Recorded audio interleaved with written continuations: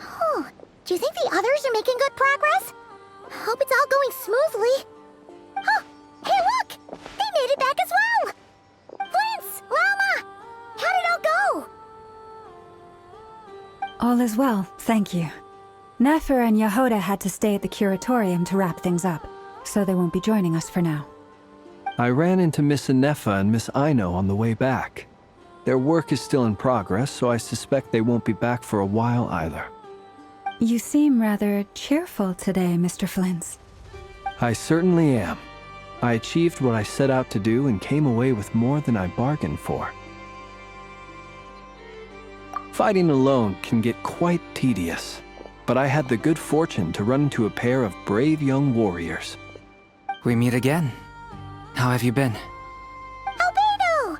What are you doing here? Thankfully, tracking you down turned out to be a lot simpler than we envisaged. These two courageously lent me a hand while I was fighting the wild hunt. When they told me they were Servarka's colleagues, it all made sense. And given how people of outstanding talent tend to cross paths, it's no wonder you're already acquainted. So, who's your travel buddy, Albedo? Why don't you come and introduce yourself?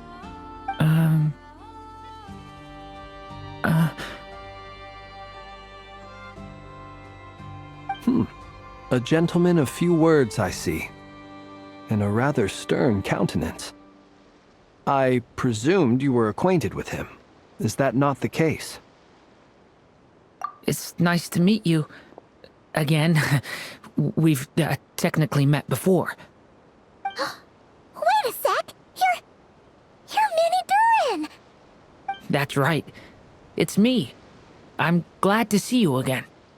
By the way, he says it's okay if you drop the mini. Yeah, I'm not as mini as I used to be. Interesting, isn't it?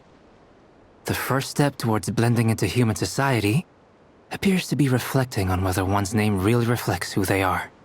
Wow! You look so different! In a good way, of course. It's great to see you looking so healthy. Thank you, Paimon. And although you're as mini as ever, I understand that diminutives don't always convey endearment. I'll be sure to simply call you Paimon, as a sign of my great respect for you. Wow! You're such a smooth talker now. Paimon could get used to this. From now on, you may refer to her as your esteemed guide, Paimon. Personally, I think our little Paimon is the perfect size. When people call her Little Paimon, it's just because she's so adorable that they can't help themselves. If that's not a sign of endearment, what is? You're absolutely right, Miss Lauma. My brother still has a long road ahead of him when it comes to understanding human relationships. Anyway, speaking of long journeys, didn't Columbina, leave with you?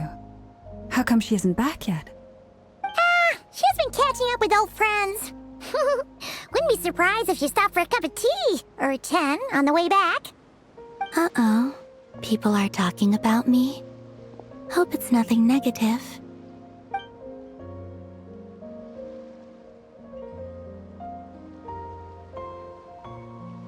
Judging from your expressions, I'm guessing it all went well? It's getting crowded here. I'll go grab some chairs. No need. This is a job for an alchemist. I'll whip some up momentarily. Thank you for your hospitality, ladies and gentlemen, but I was merely escorting my friends back. I'll be meeting Zendrone shortly, as we still have some things to discuss. It's been a pleasure, everyone. But this is where I'll say goodbye.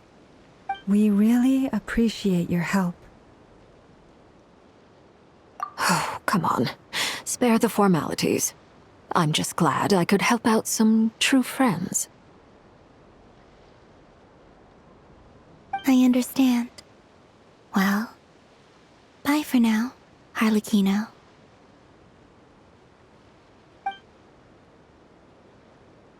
Oh, this place is hopping. It's probably a good thing one of us left.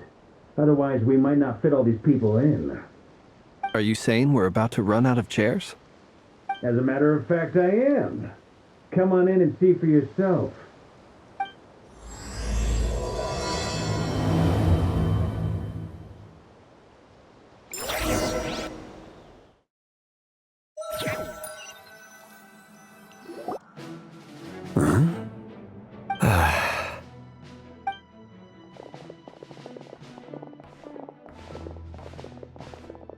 I overheard your little chit-chat outside, by the way. With Miss Columbina's colleague gone, we should be back to the original crew plus the other colleagues I brought in. Though, it looks like we have another new face. Someone else managed to rope in a colleague too? Frankly, you and Paimon are the only people I know here. This here is Deanslip, colleague of Tibet's greatest guide, Paimon, and greatest adventurer, the Traveler. Well, not exactly colleagues, more sort of friends. When someone else jumps in to do the announcing, you know you're speaking to someone important. Let's hear what he has to say. Note to self. Once Paimon knows your name, the rest of the world will soon follow. When he comes looking for us, it's usually something important. Paimon's guessing you've heard about the Wild Hunt, then. From the looks of it, you're about to hold a meeting.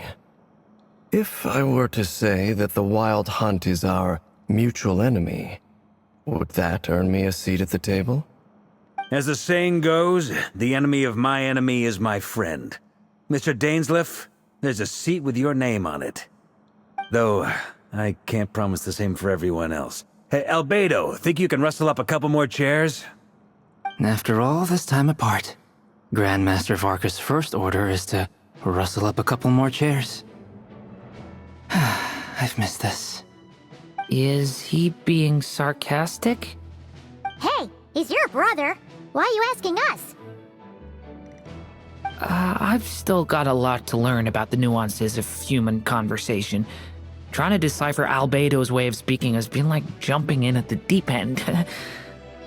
Oh, good point. Paimon gets you now. Don't sweat it. There are people who go their whole lives without getting the hang of it. You're ahead of the game already.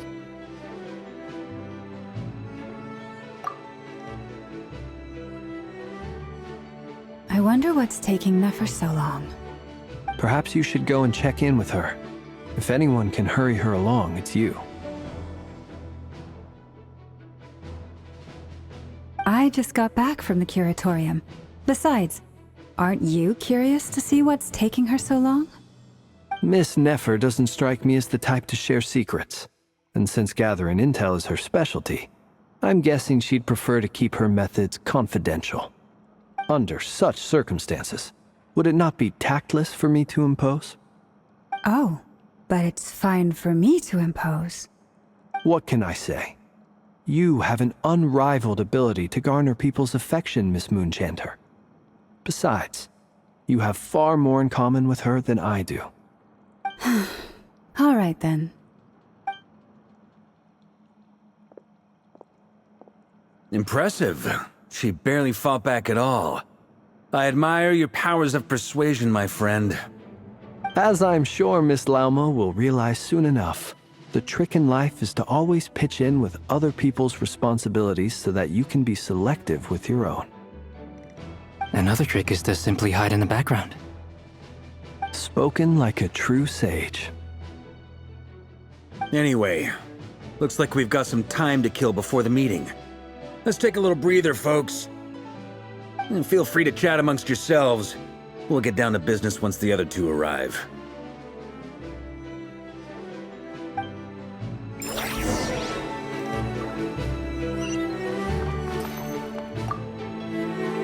You're both awfully quiet. What? Much obliged. Have either of you ever had your portrait painted? If not, I'd be glad to help. That sounds like a lovely idea. You know how to paint, then? I dabble occasionally. He's an excellent painter. Tables, chairs, people, dragons, you name it. He'll paint it for you. I'm flattered. If I ever get the chance, I'd like to give it a try myself. I'll bear that in mind. Anyway, how about you, Durin? What sort of portrait would you prefer? Oh, I'd be fine with anything. Whatever style feels best to you. Very well. Then I'll play it by ear. You can replicate any style I want? I can try. If you show me a sample, I'll do my best to match it. Thank you. In that case, I'll dig up some reference material for you.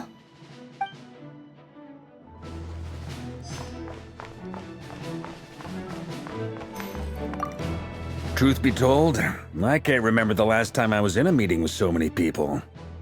You're not alone there, my friend. The Lightkeepers also struggle to bring I don't doubt that. I've only ever met two Ratniki, one being you, and the other being that young guy, Itlua. Itlua is a good apple. I'll give him that. He's kind, honest, and regularly delivers supplies to my lighthouse. A true Ratnik to the core. In that sense, he puts me to shame.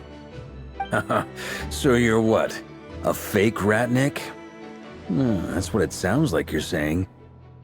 But I get the feeling that's not quite what you meant.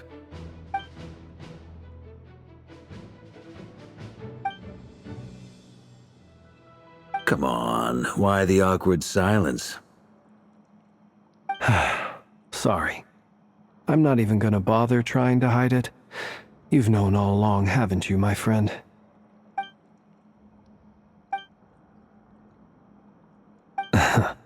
Now that was an awkward silence. Let's just keep this between ourselves. Probably best if Itlua doesn't know, huh? That goes without saying.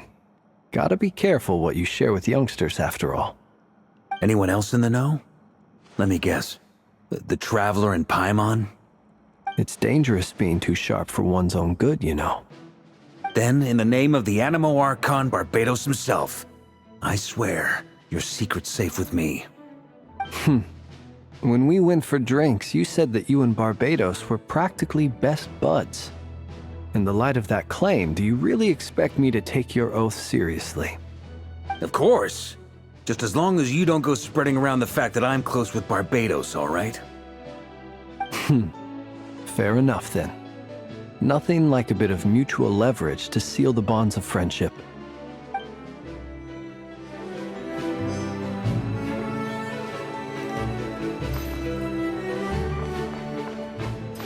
Is there something you'd like to say to me? Yeah! For starters, why'd you just show up here without even giving us a heads up? If you think back to our previous interactions, you may recall that that's hardly out of character for me. You do have a point there. Oh yeah! You'll need to find somewhere to stay the night too, right? Want to tag along with us? You never know. We might get a group discount. Sure, let's do that. Great! Paimon will handle it! And in return, we can get Dainslift to be our very own personal bodyguard. If that's what you had in mind, you should have said so sooner. I'd be happy to help. Oh, okay then. Paimon was only kidding, but good to know.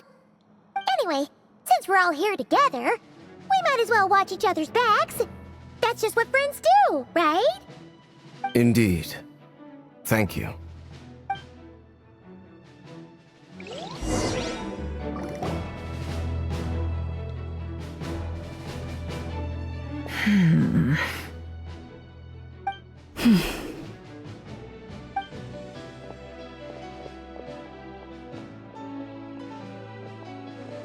Ah, Miss Nefer. You made it after all. But what about Yehoda? I'm here to give you an update on how things are going on our end. Once this is over, I'll be heading straight back to continue my work. I left Yehoda back at the Curatorium to watch over things while I'm gone. Huh. So much for just this once.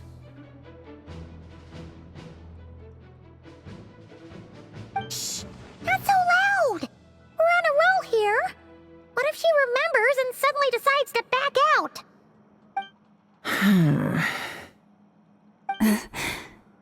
say something, Mr. Varka?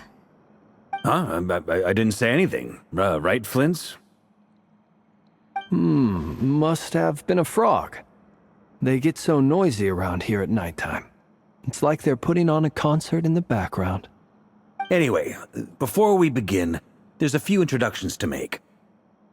Let me start by saying that it's an honor to be speaking before so many distinguished colleagues and collaborators. First up, we have Miss Lauma.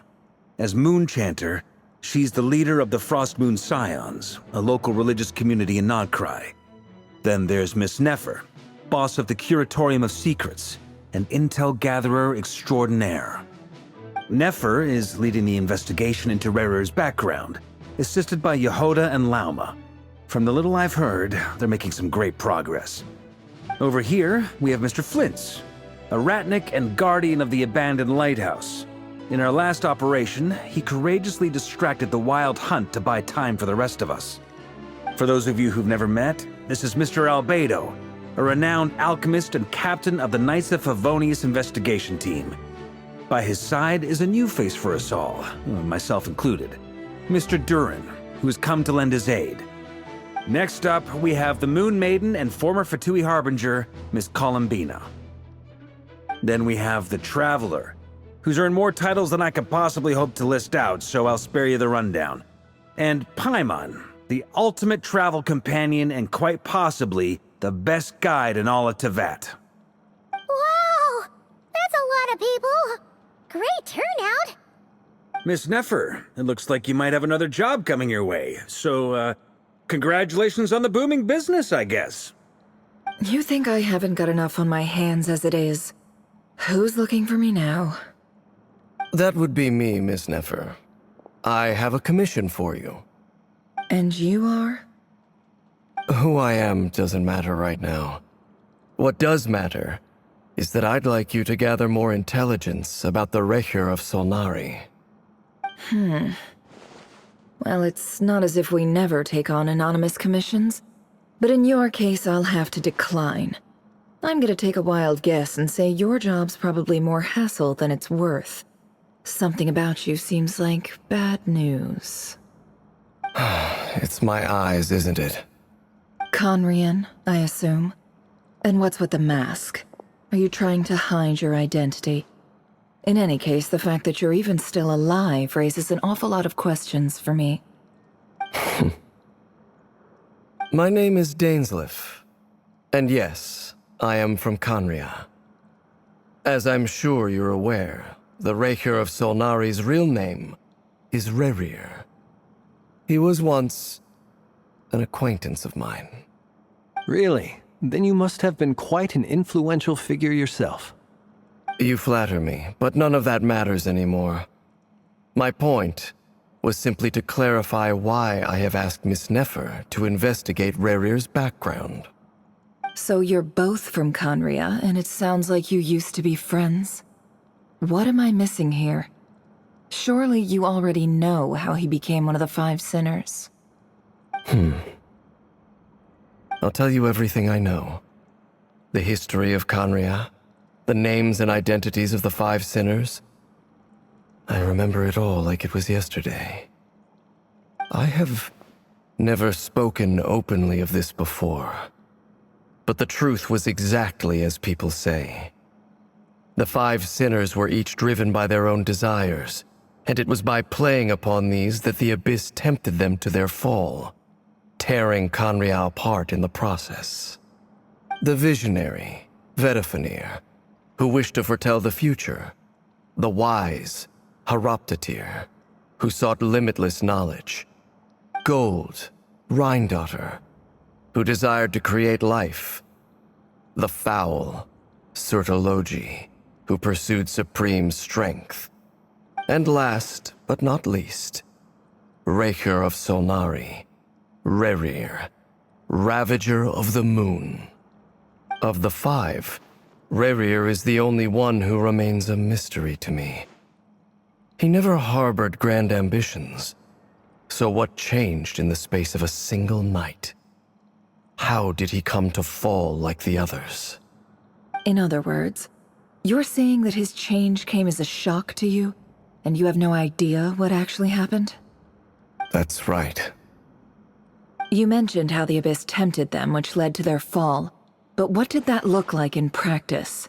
And what other context can you give me about the events of that time? The more detail you can give me, the better.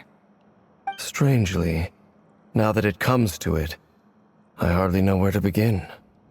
The fateful night took place during the era of the Eclipse Dynasty. One day, my elder brother, the visionary, Vedifenir, was summoned to the palace by the Vinster King, only for the king to gouge out his eyes and cast him into the dungeons. When I came to hear of this, my fury knew no bounds. I gathered together every ally I thought I had, and together, we set a night to storm the palace and free Ved. Centuries on, the memories of that night still haunt me like a never-ending nightmare. We broke through the palace gates, just like we had planned, each striking towards our separate targets. But then, I was betrayed. Even Vedifenir, the very person I had come to rescue, abandoned me and partook of the Abyss's power. So, it's personal after all. Then tell me, Mr. Dainsleif, what price are you willing to pay? You, of all people, must know that nothing comes for free. I cannot say what price would be worthy of such a commission. But know this. Rerir was not always a madman. Believe it or not, there was a time when he was just an ordinary man, working for the Conrian Intelligence Service. Uncovering the truth of Rerir's past is the only way to unravel this mystery. But before you decide if you will accept my commission, I will tell you more about him. Enough, I hope, to help you plan your next move. Sounds pretty good to me. Feels like we just flagged down a random passerby, only to discover he's actually a master strategist who has a score to settle with our enemy.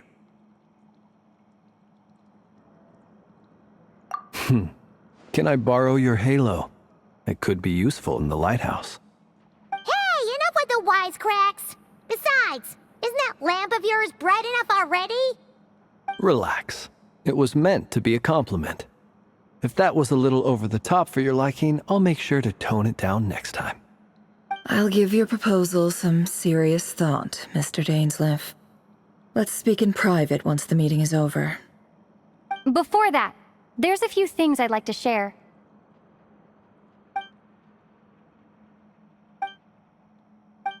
Now that we've united the hearts of the three moons, your power should be greatly enhanced.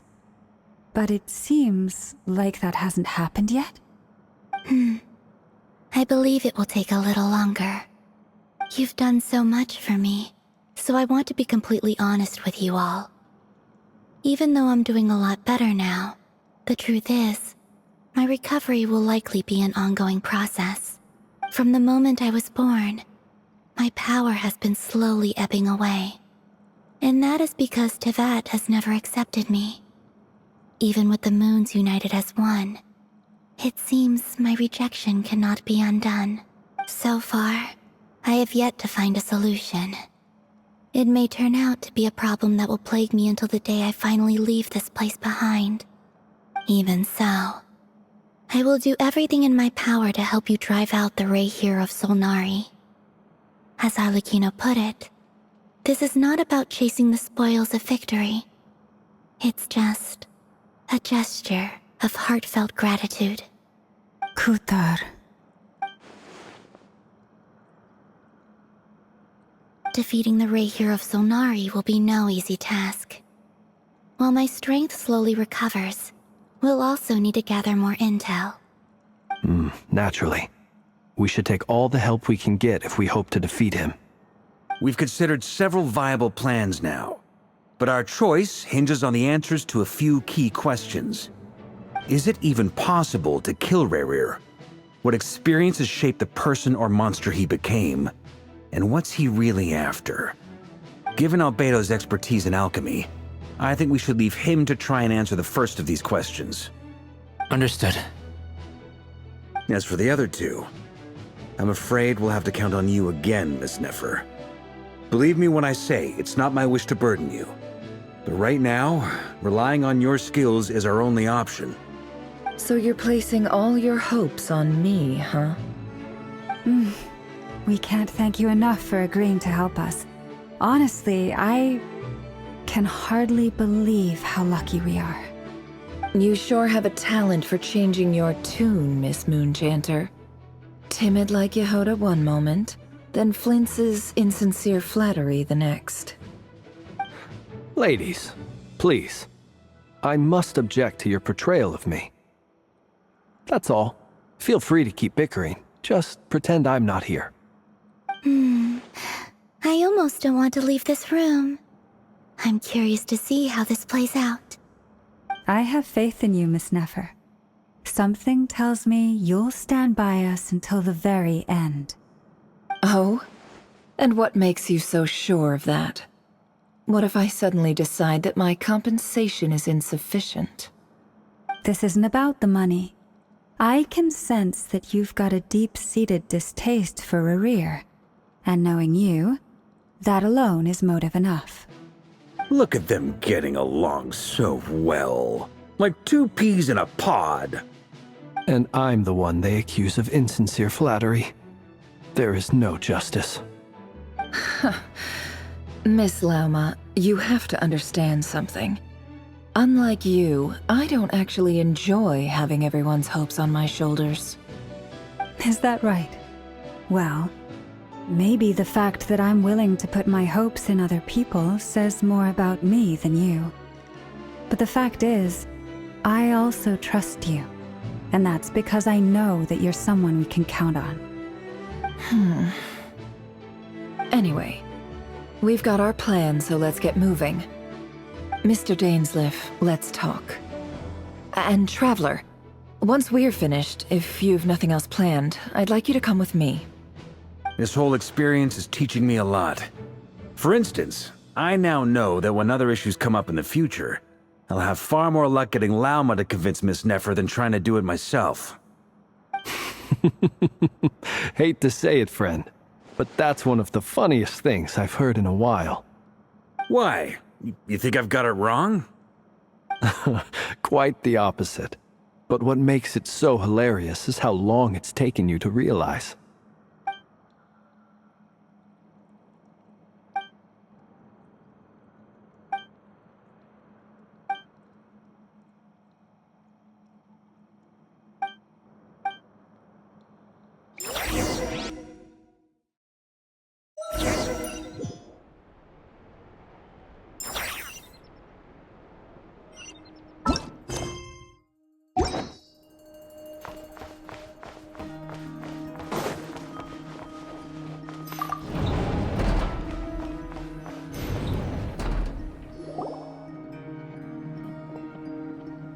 Thank you for waiting. It's okay. We actually used the time to help Dainsleif get a room at the hotel. That's very considerate of you. Now, I trust you share my curiosity about Rerir's past, and you seem fairly familiar with Mr. Dainsleif already.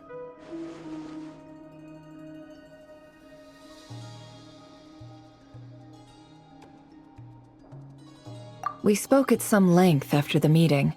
He was the one who suggested I should invite you to join this operation.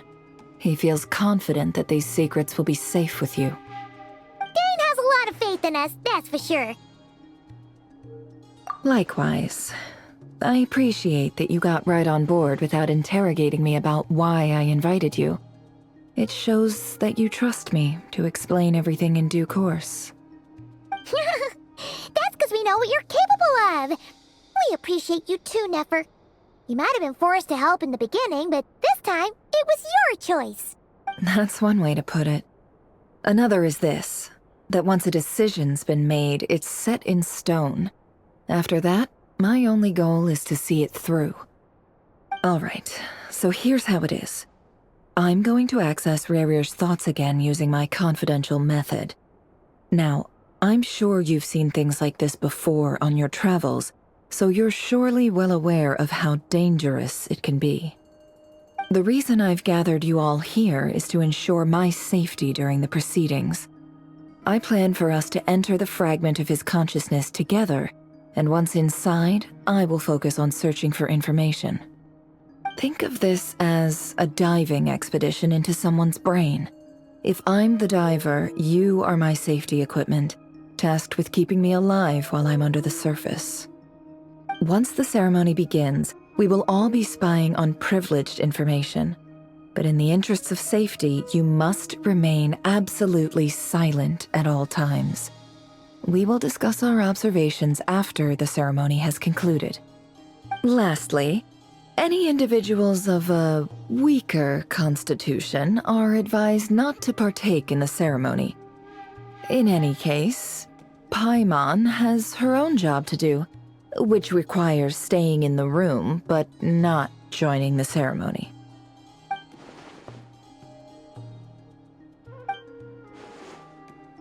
Well, good luck, everyone! Sounds like all Paimon can do is cross her fingers and root for you guys. There's a little more to it than that. I was being serious when I said you have a job to do. While the rest of us are inside Rarir's mind, it's imperative that we have a team member on the outside. In the event that something goes wrong, you will be our first responder. I don't anticipate any issues, but the extra level of safety will be greatly appreciated. I second that. This is a dangerous operation here, and you're our whole rescue team. That's pretty much the most important job in the crew. So, Paimon's like the lifeguard? Yeah, that makes sense. All right, got it. Good. Please, take a seat. We'll get started momentarily.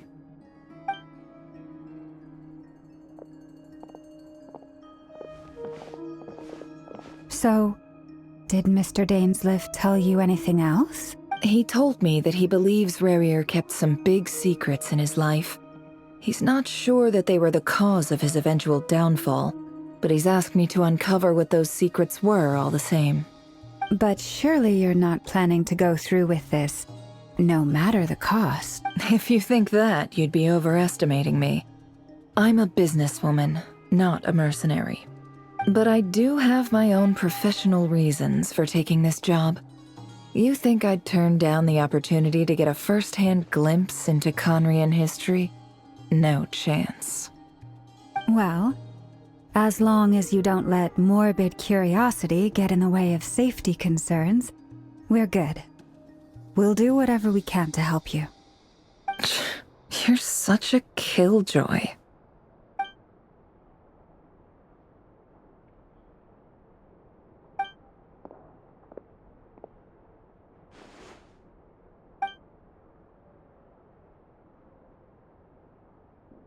All right, I'm good to go. All set over here, too. Promise, Paimon, you'll be extra careful. All right. Let your whole body relax. We're about to begin. Close your eyes.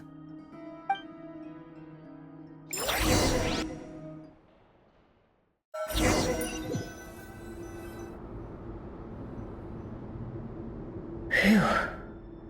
Could this be his office? Pretty standard setup. Bookshelves, paperwork, files. According to Dainsleif, Rarir used to be an intelligence operative. Chances are there's plenty of top-secret intel stashed away in this room. Is this where you keep your secrets, Rarir? Can't say I'm not looking forward to this.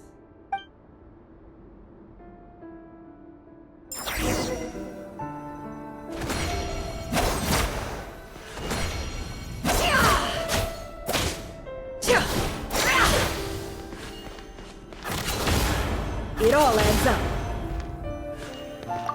He looks even gloomier than last time.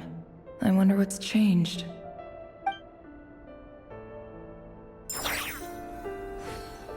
He looks even gloomier than last time. I wonder what's changed.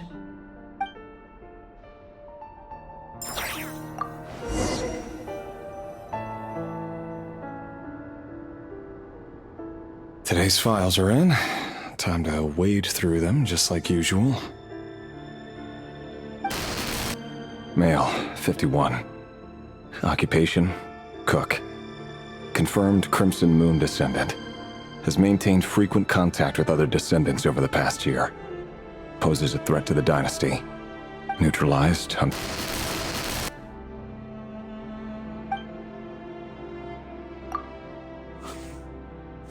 This one should be archived under purged targets.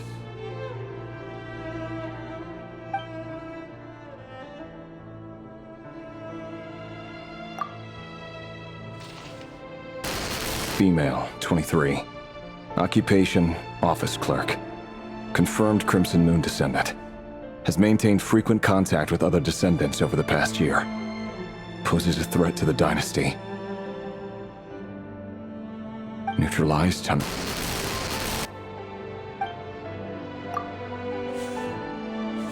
Another one for purged targets. Sounds like she was that other man's daughter. Never mind. What's it got to do with me?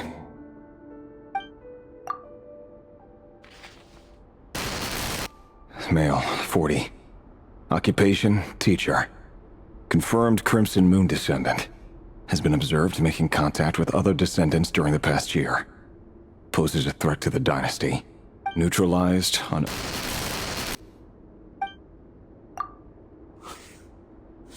Just another nobody for the archive. Come to think of it, I remember surveilling this man. A case like his never would have been considered a priority in the past.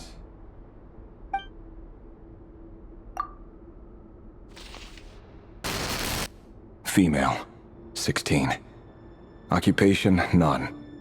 Orphan and confirmed Crimson Moon descendant. Has been observed making contact with other descendants during the past year. Poses a threat to the dynasty. Neutralized on... Filed. I have no recollection of this girl. None whatsoever.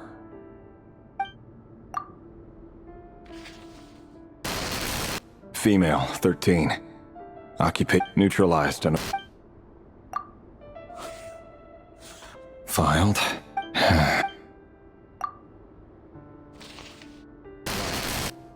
Neutralized.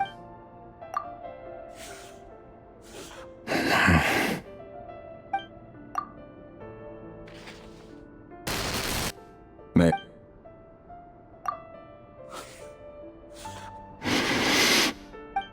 It's funny, isn't it? Your job is becoming both harder and easier at the same time, depending on how you look at it. Sooner or later, the Crimson Moon descendants will be completely wiped out. But as their numbers dwindle, they become harder and harder to track down. That's not how it is. Fortunately, however, most of the able-bodied adults have already been taken care of. The remaining weaklings will be increasingly easy to deal with. No! No. My job is to ensure the survival of the Eclipse Dynasty. And the only way to do that is by eliminating any and all potential threats. It's a perfectly legitimate line of work. Every single one of my colleagues can attest to my fairness. And if my friends were aware of the facts, I know they'd back me up too. Assuming, of course, that they were aware of all the facts.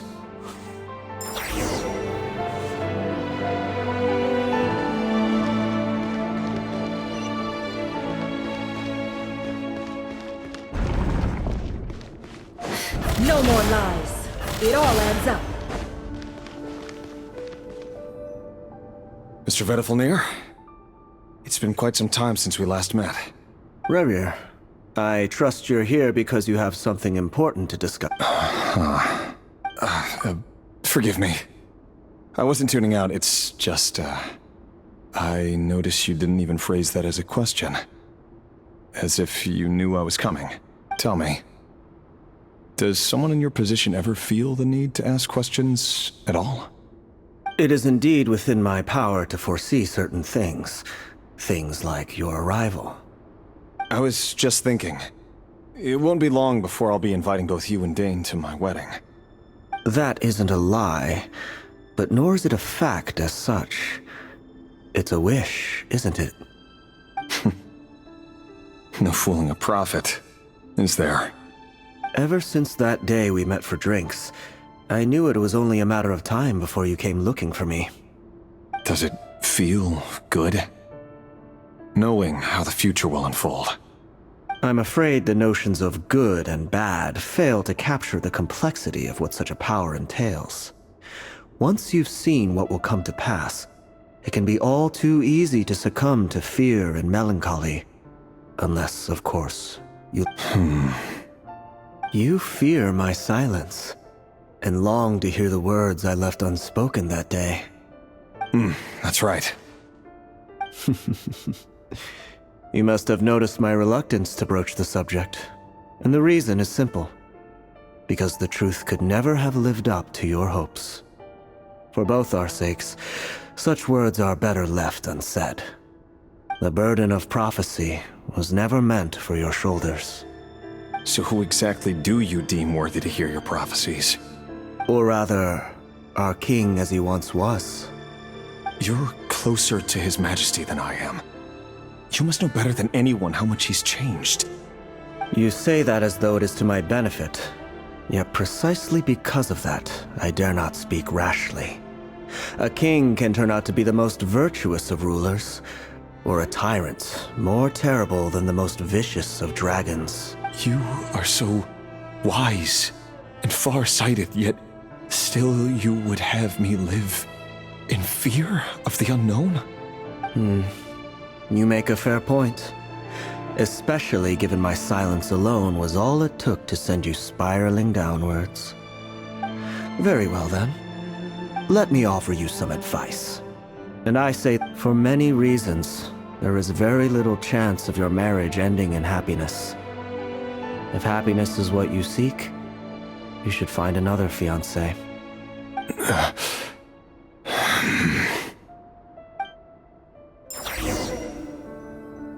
Hold on.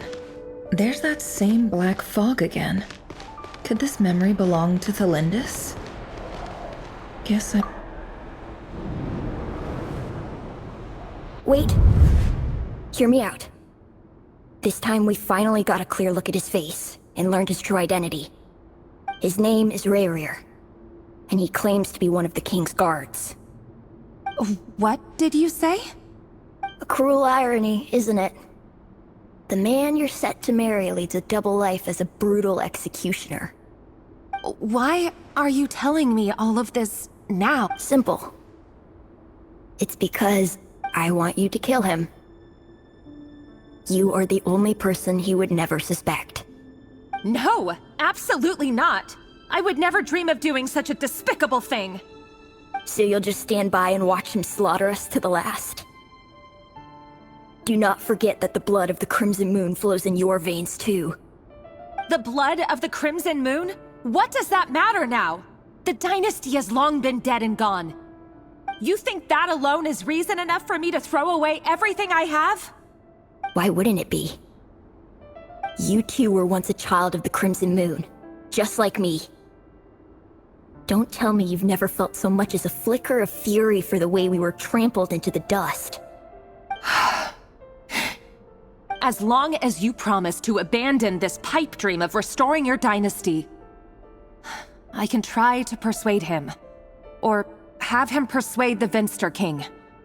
Persuade the Vinster King?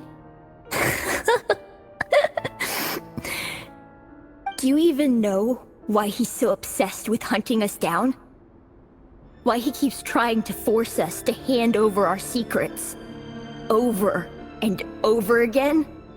Or why we refuse to give up on restoring the dynasty? The Vinster King. A blind fool. His eyes clouded by powers from beyond this world. A petty little man with a miser's heart. And he dares to sit upon the throne? Mark my words. Sooner or later, Conria will fall. And it will be his doing. If you can't bring yourself to do it, so be it. Just you watch. It won't be long before calamity descends upon us all. The Rehir of Solnari. That really is quite a secret you've been keeping from me, Rerir. But who am I to talk? Am I really any better? I've kept my own past a secret this whole time too.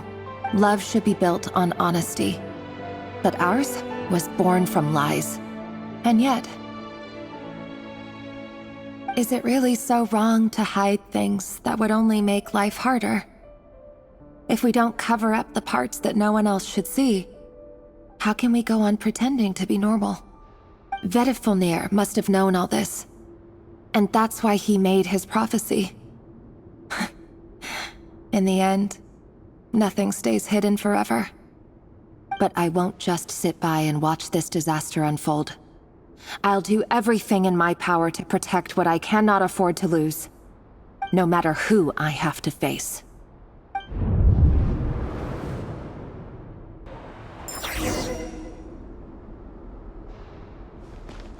No more lying. Huh? Was that Rerir who just walked past the window? Doesn't it give you the chills that he still takes the same road to work every day, as if nothing ever happened? Those people at the deli. Enough already. They're clearly pretty taken by their own disguises, so just smile and play along. Pull the rug from under beasts like that, and you'll risk having your throat torn out. Deli? Oh. They're talking about those people from the opposition. Right. I'd almost forgotten they used to run a But surely you can see he's not the man he pretends to be! So many have died already, and they say that the king's madness grows with each passing day. We're not going to survive this, are we? But why does it have to be this way? Do we really deserve to die just because of the blood that runs through our veins? Felindis, are you even listening? Sorry, Freether. My mind was off wandering. I heard you, though. You're talking about what Rerir said. He's just following the king's orders. He's a secret agent, and it's his job to hunt down rebels and dissidents. By the time you first met him, he'd already taken lives. Maybe he was using you from the very beginning. No. Rerir has no idea I have anything to do with the Crimson Moon. My family are only distant relatives of the main lineage, and besides, my eyes are perfectly ordinary. Truth be told, apart from my teacher, pretty much no one knows I have any connection to any of it.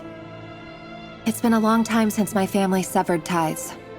But as Orlog said, who could possibly talk sense into that raving lunatic of a king? No one. I'll work something out. Trust me, I'm with you all. But for now, you need to keep yourselves hidden. Don't let anyone find you, anyone at all. Don't forget that Rerir is an Eclipse operative. You need to be extra careful when he's around. And when I am too. For now, don't come looking for me. And if anything happens to me, just act like we've never met. If even you can't escape this, what hope do the rest of us have? But after all this time together, surely he wouldn't lay a hand on you. I won't speak in his defense, nor can I give you a clear answer to that question. But I'll do everything I can to put an end to this.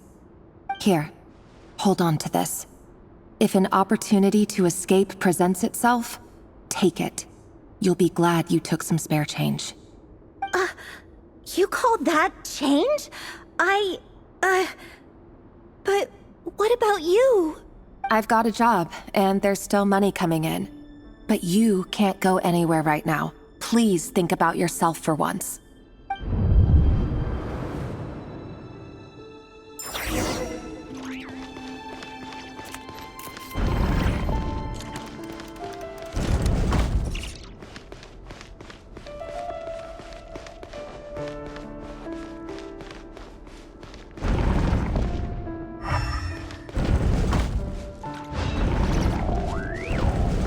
Another day, another round of assassination training.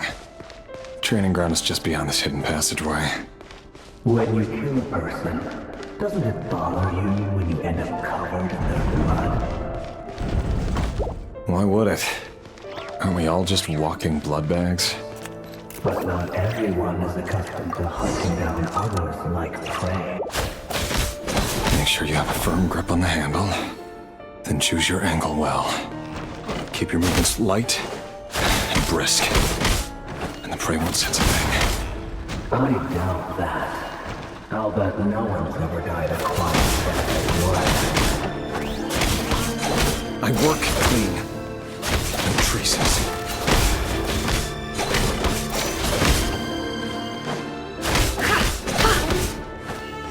That doesn't make it openly good. The king just happens to hit you right now. What if it doesn't? That won't happen. I'm saying, ever since you showed me the spell of that power, in the beginning, he only had you take out a handful of the victims. Now, The ones I've dealt with have always been guilty. And I've carried out my work flawlessly.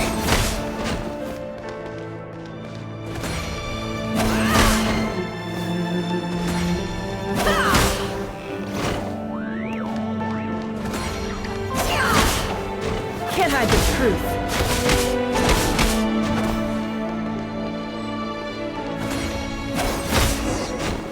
you know why Felinda didn't accept your proposal, don't you? Was it because she didn't trust you? Or something else? No!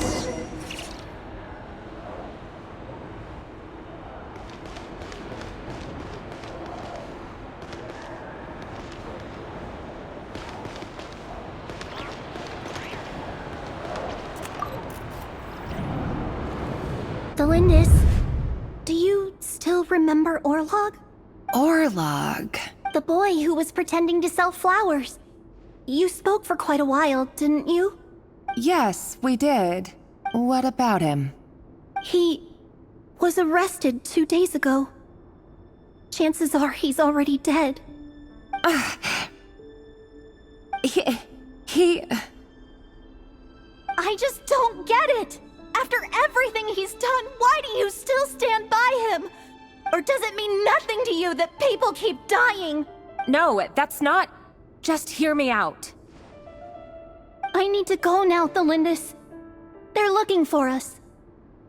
You take care too. If you ever need a place to hide, come find us.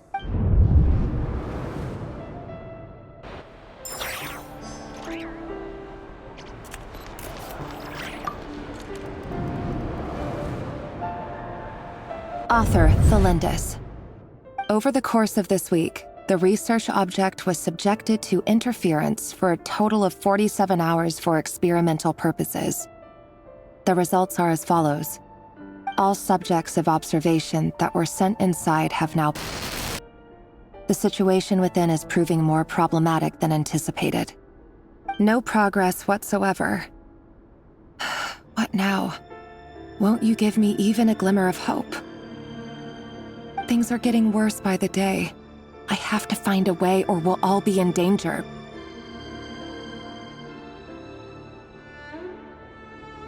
But I... If all this research comes to nothing, what then? Sooner or later it'll be my neck on the line. But could he really bring himself to kill me? No. Surely he wouldn't have the heart.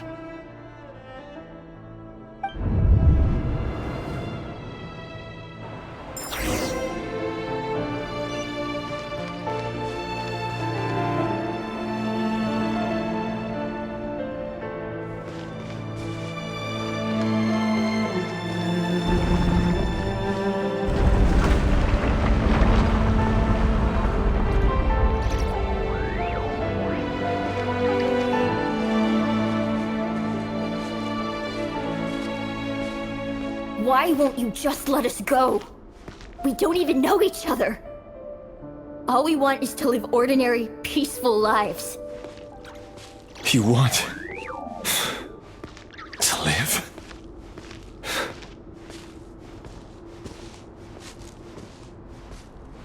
Yes. I just want to go on living. Is that really such an unforgivable crime?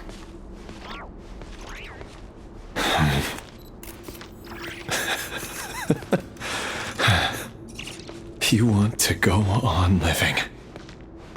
I want to keep living too. To keep living forever. That's why I have no choice but to continue on the path I'm on. If only some savior would suddenly swoop down and change the way the world is. Too bad that's not going to happen. Imagine that.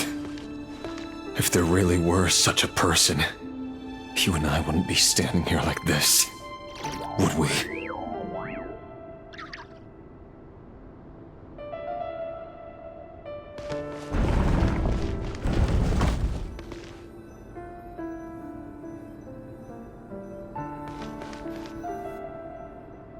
Today's files are in. Time to wade through them just like usual. No, I don't get tired of it. It's my job. And not only am I lucky to have it, I'm good at it too.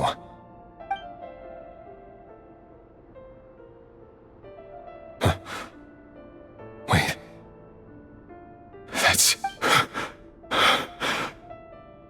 Thalindis?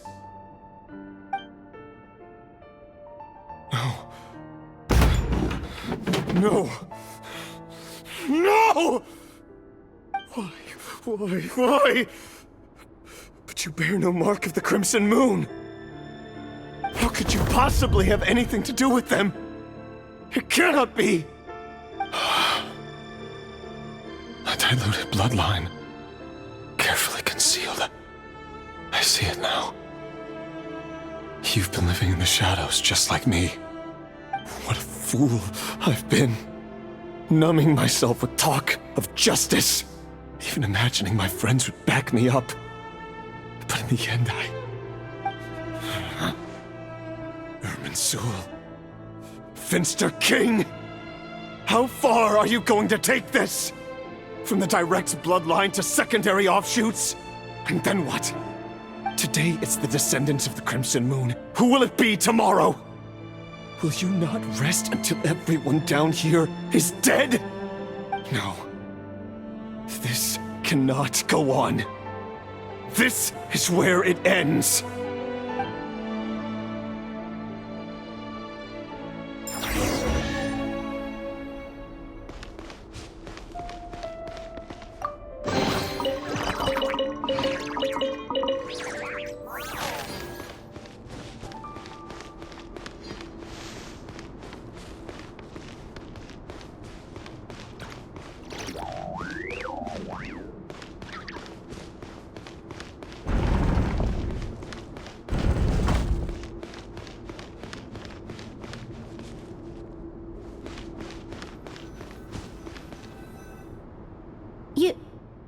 You're really letting me go? I am. As long as you can guarantee that no one will find you. Don't worry, I'll be extra careful. No one will know I was here. But... what about you? Me? If you let me go, you won't be able to complete your mission, will you?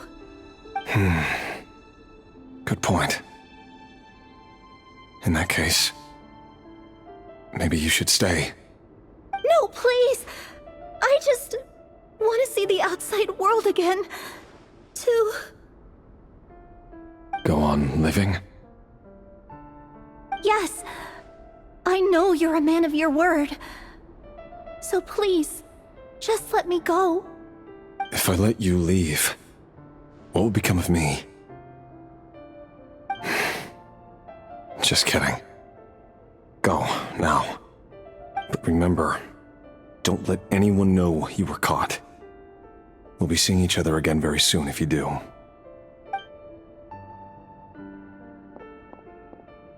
Even shadows in the dark must live by a code. But you can't save everyone. You've been whispering in my ear for days now, Vedifilnir. What are you trying to do? Break me down? I only say this because you long for an answer to your problems. Let her go, Rerir, or you risk losing everything. I will not abandon Thelindis. Then you'll need a little more vigilance and a lot more power. The world is changing, Rerir. Keep your eyes peeled for your moment of opportunity. That voice used to be so unclear, but now I know exactly whose it is. It's Vedalfnir. He won't tell me how to actually resolve any of this, but he keeps trying to manipulate me like a puppet. What's his game here? Tell me then. What will this moment of opportunity look like? And no answer. He's like a ghost. Always disturbing me when I'm on edge, but never answering when I need him most. So, the Eclipse Dynasty was purging, well, massacring the descendants of the Crimson Moon. And it seems like it was all connected to the Vinster King's research. The King's obsession with abyssal power left the future of Khaenri'ah hanging in the balance. No wonder every aspect of Rerir's life was so unstable. And it looks like this Thelindis, Rerir's would-be fiancée, herself belonged to a sub-branch of the Crimson Moon Dynasty's descendants. It almost defies belief that a couple like them could hide the truth from each other for so long. If the Vinster King hadn't intervened in such a drastic way, they might have gone on deceiving each other for the rest of their lives. And why does Vedalfnir, Dainslif's older brother, keep talking in Rerir's head? This guy kept more secrets than I ever imagined. The human mind is like a vast desert of shifting sands. When you follow the flow of someone's memories, you only ever see the parts they're willing to let surface. Time for something a bit more creative. We've been inside Rerir's mind this whole time, building up a picture of his psyche. There's already enough clues on the board to start reading between the lines and mapping out the rest. Now, we can finally begin to put the pieces together. Sure, it'll only be a reconstruction, part simulation, part reasoning, but it's usually pretty accurate. Once we've built up a cognitive profile, we just need to cross-check the logic behind his actions. And then we'll be able to take a sneak peek at whatever it is that Rerir has really been hiding.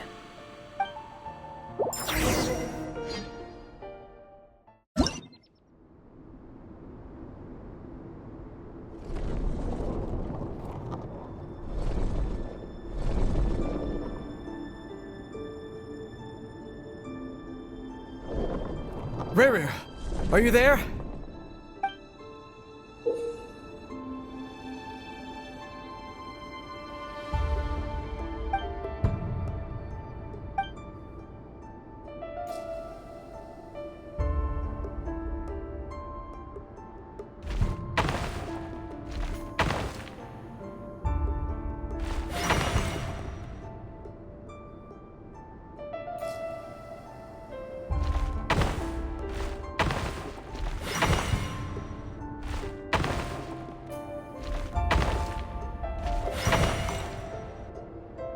Hey, Rerir!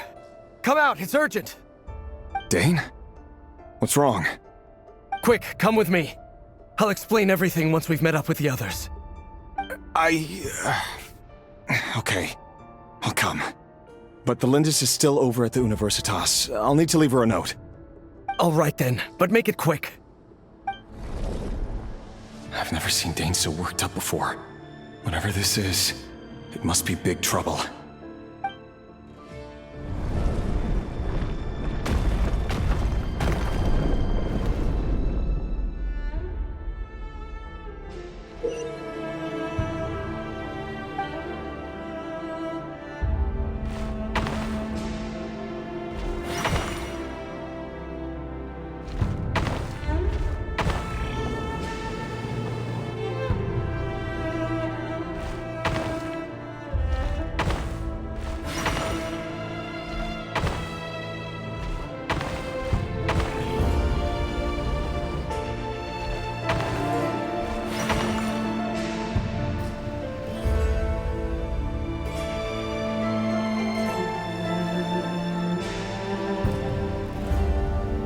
Well, this is a nice change, meeting you all at this hour. When men and women of ambition can speak face to face in broad daylight, I say that's a big step forward for our dear Conria. Don't be ridiculous. We do not fear the day. Why would we seek refuge in the night? You might ask your blade that same question.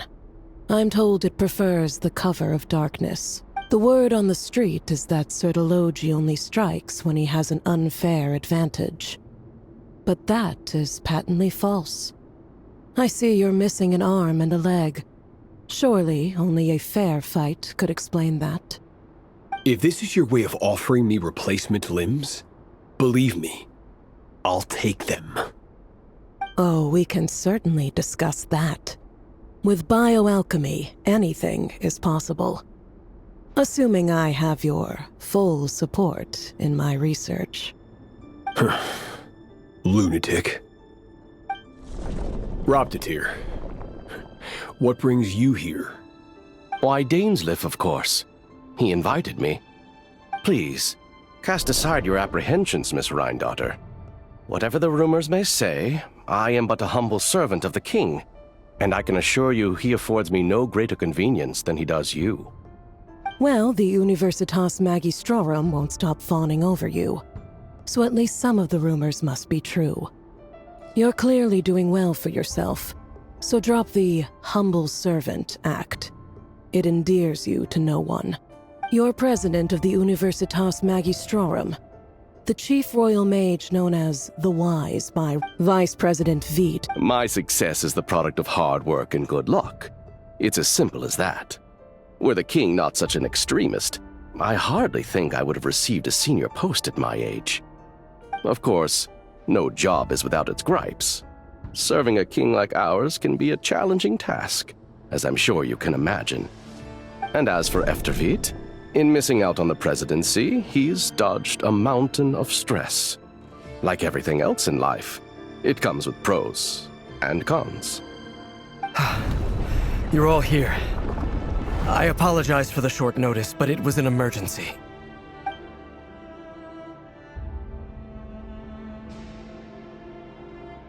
You must be Rerir.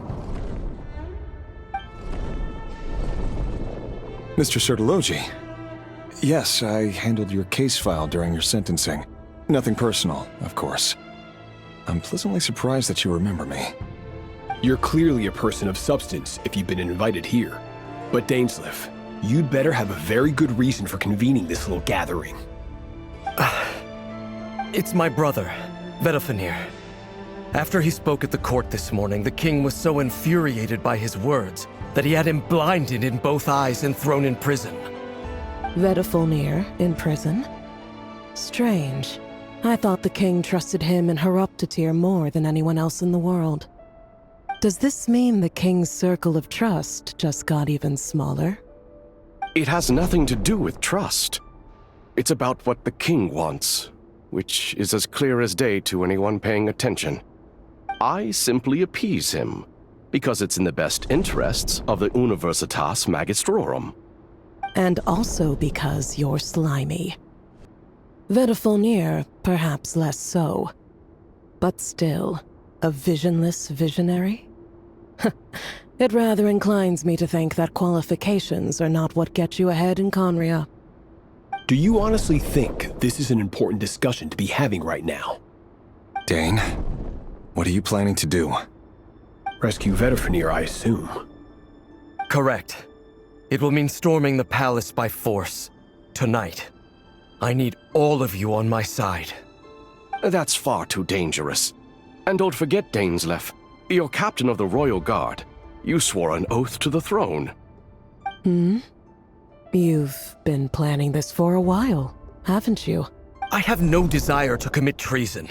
But whatever critique the king may have of Vedalfenir, disfiguring your most loyal subject for putting the best interests of his court and nation first, my blade will force the king to see the error of his ways. So, Vedalfenir's prophecy enraged the king.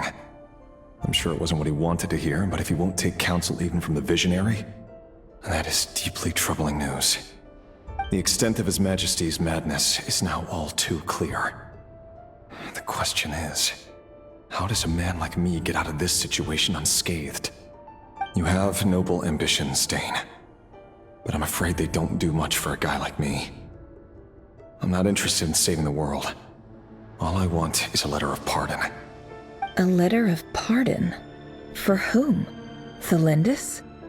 The chances of the Vinster King issuing a pardon for anyone connected to the Crimson Moon seem vanishingly slim.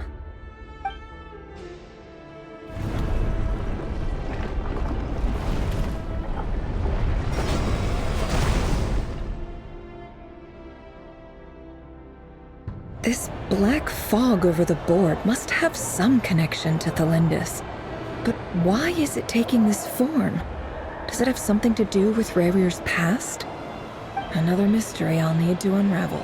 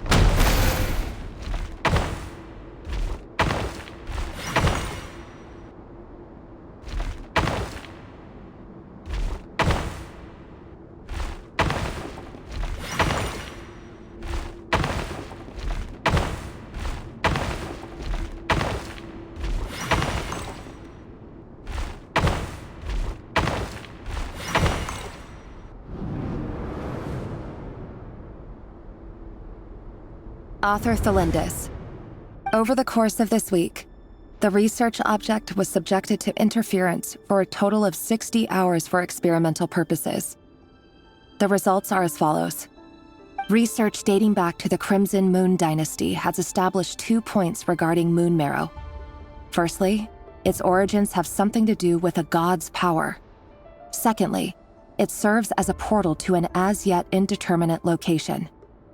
Moon marrow can thus be defined as a spatial gateway. However, there are a number of hurdles to overcome before we can answer the question of where it leads to. To start with, opening the gateway requires a specific power source, which the relevant literature indicates. An enormous amount of power is then required to keep the gate open. Currently, the total power output of our instruments remains in the single digits.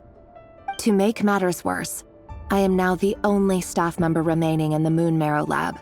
The Universitas Magistrorum recently decided to move most of its personnel into abyssal energy research, which has stymied all Crimson Moon-related projects. This is not a wise move. I have always maintained that placing all our hopes in a single source of power is risky, especially one as poorly understood as this. As well as making ourselves overly reliant on a single resource, we are neglecting other promising technologies. I apologize if this comes across as disrespectful. But as a Moon Marrow researcher, I desperately want to see the world beyond the gateway. If we really made it there one day, what would we find? And how would we go about taming the unknown? My imagination is endlessly fueled by questions such as these.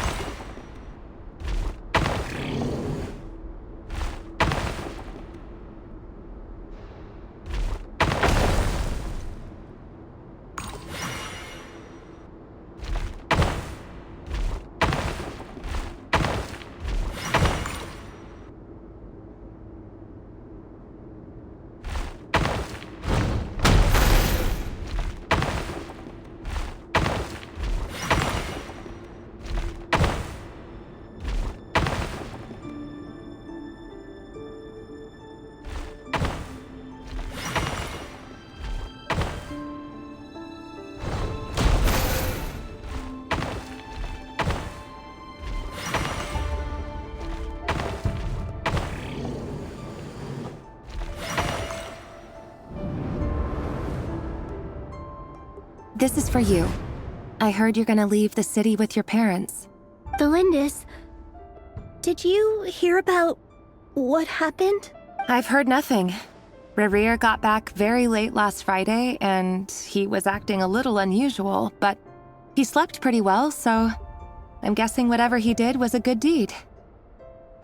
You never saw him, and I don't know what he did. And this conversation never happened. You understand? What if he finds out that you pried into his secrets? Don't be silly. I don't know what secrets he does or doesn't have. All I know is he's just a normal guy who happens to run some errands for the king. Are you scared of him? I don't know. The Rerir I know doesn't match the person you all describe. Logically, I should be scared of him. And yet, I don't want to lose him. But enough about that. You should get going, and be careful with the package I gave you. Keep it secret. Keep it safe. What's in it? A piece of the moon. All you need to know is that as long as you keep it safe, then in the future, everyone will be able to see a red moon. A red moon? You mean our moon? That's right. Our moon. Promise me you'll look after it. I promise, the Lindis. The Crimson Moon bloodline will never die out. Its light, the color of blood, will become like a fire that flows in our veins, no matter how long it takes.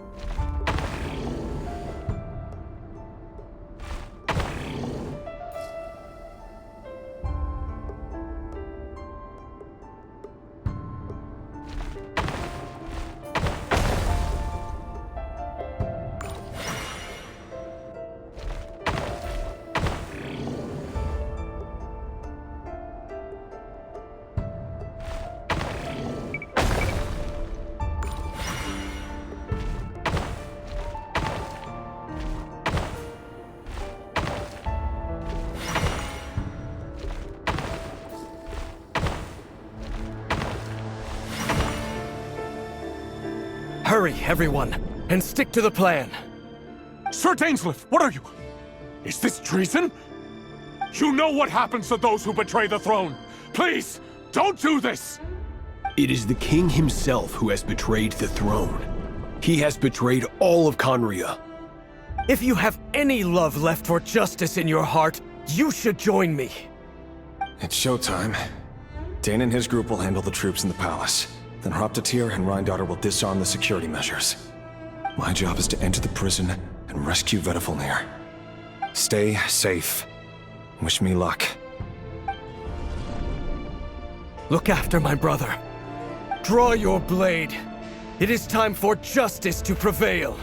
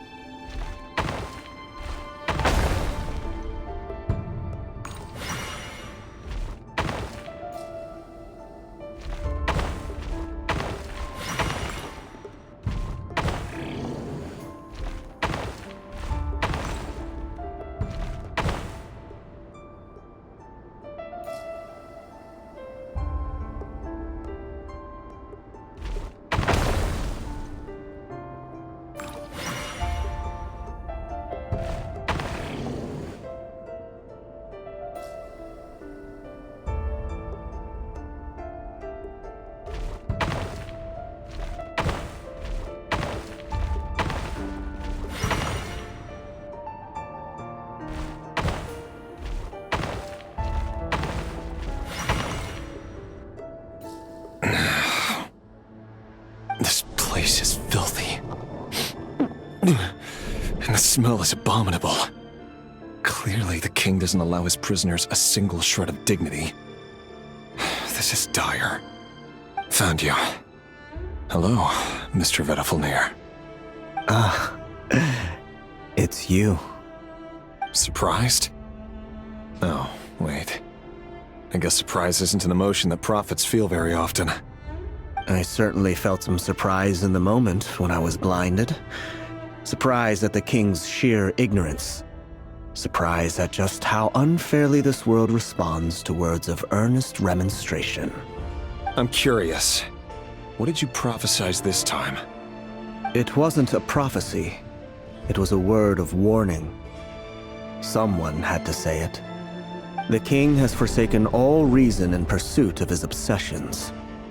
I simply told him that if he continues on this path, Khaenri'ah will surely fall. But he didn't listen. Worse still, he stabbed you in both eyes and locked you away. Dane asked for my help. The court is in complete chaos now, but I'm sure you predicted that.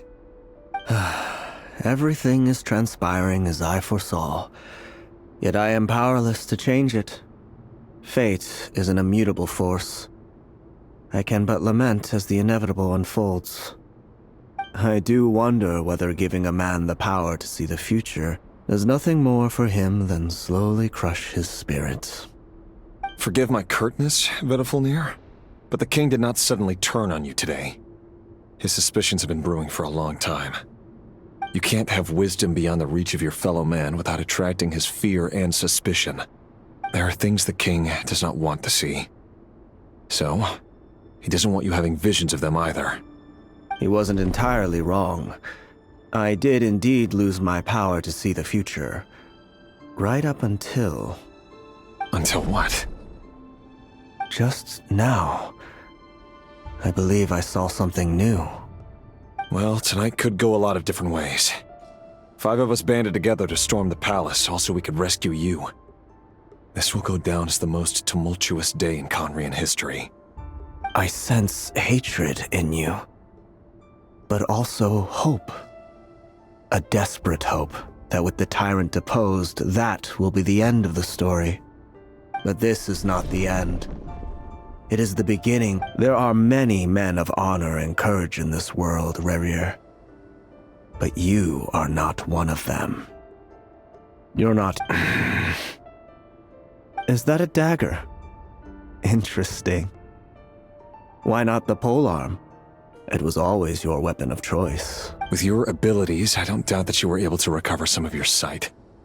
But I also doubt that you want to make an enemy of me right now. Of course not. We're on the same side, aren't we? We could be. But I need you to be honest with me, Vedafilnir. At this point, you're my only hope for the future.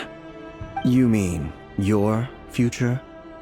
With your beloved, Felindis? Yes.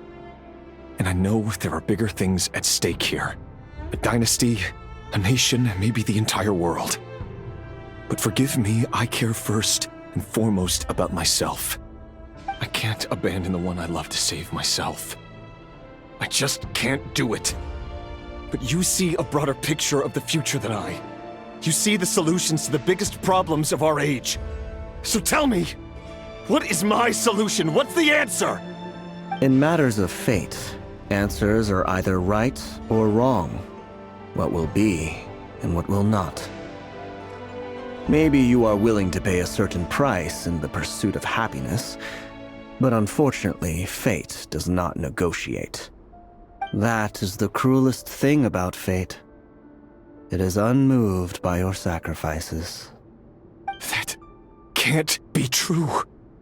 I know it's your voice that I keep hearing in my head, urging me to see how the world is changing, to seek more power, so I can protect the things I love. You show me disaster, but you won't show me how to avoid it? Why? Why are you doing all this? My voice. In your head.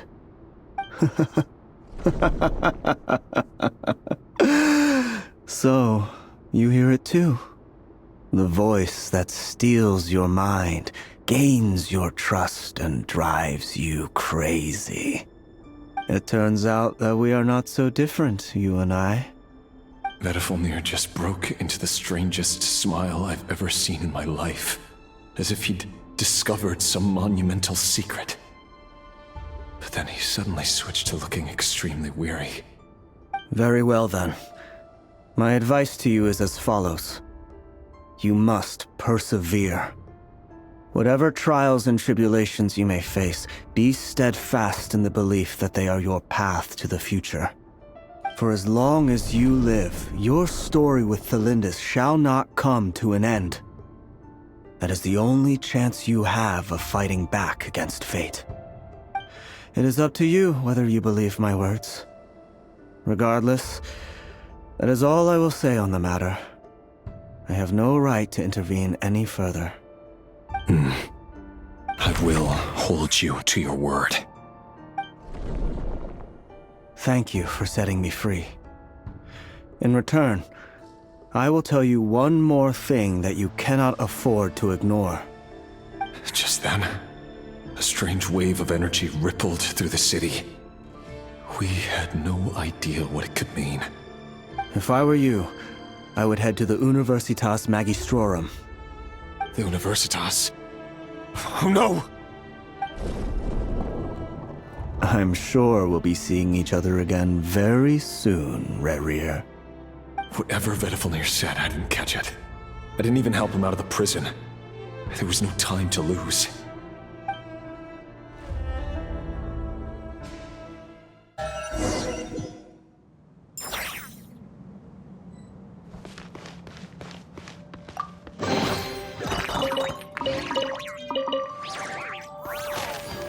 It all adds up.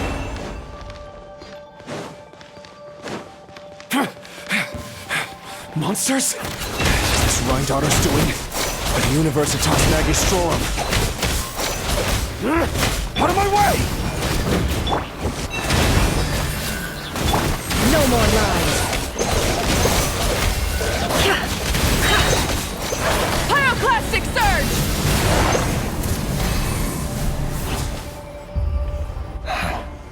The Universitas. That reminds me of a rumor I once heard. Allegedly, the king installed secret mechanisms in the palace and around the city.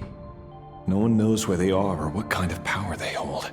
But if they were ever going to activate, it would probably be on a night like tonight. Help! Help! Hold on! Don't let them anywhere near you! Save me! I can't! Ah! That sounded like an explosion. So, the rumor is true? The king really went through with it. What other means does the king have at his disposal? They must run on power from the Abyss. And given it's a major center of Abyss research, anyone over at the Universitas will be in grave danger. I have to hurry!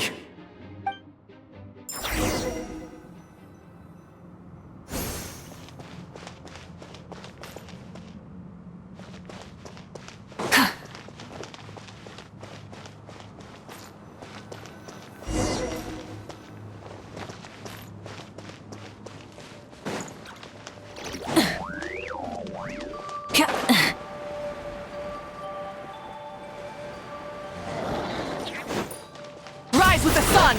The mystery unravels. Can't hide the truth.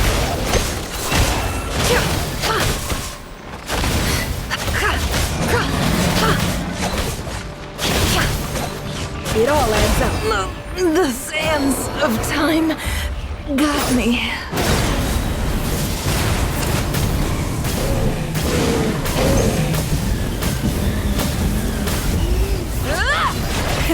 Rev the... Forest, protect us. With one heart, we pray.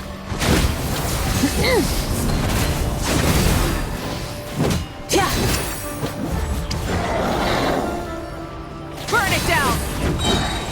Light of the blazing sun!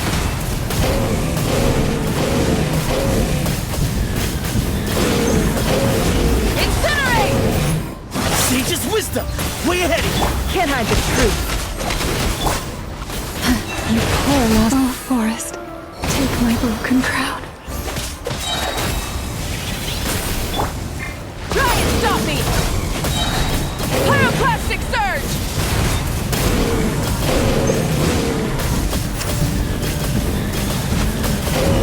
Incinerate! No more lies. The deception ends here.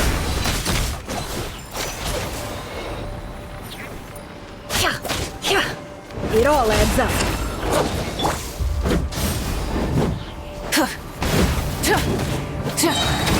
Wrath from the skies!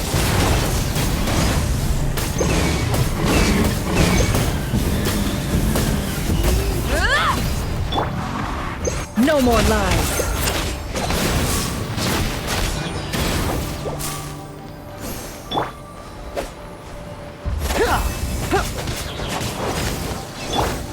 Rise with the sun! Can't hide the truth. I saw this coming.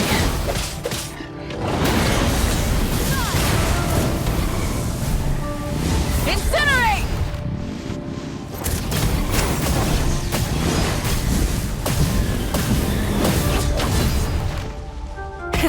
Rev the engines!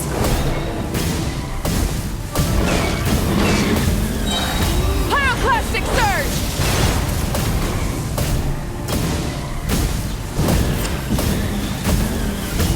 Incinerate! Burn it down!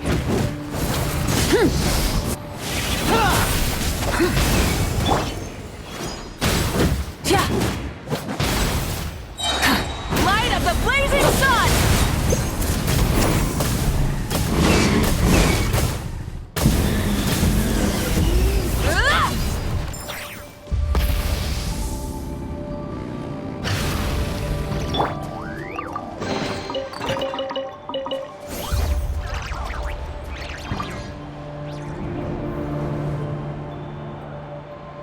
Monsters!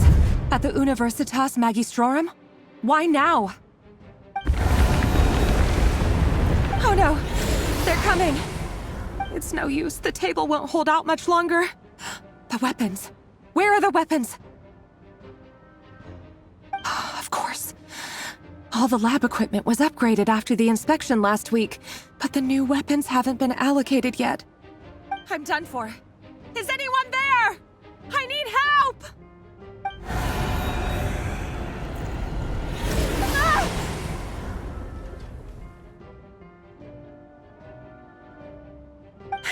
Stay back! Please stay back! Please!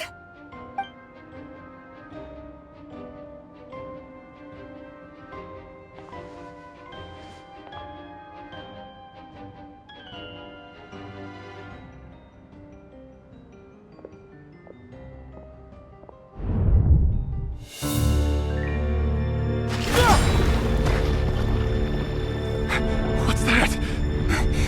Red Rear! So the rumors about your work are true. What? No! Listen, something happened at the palace tonight. We have to leave!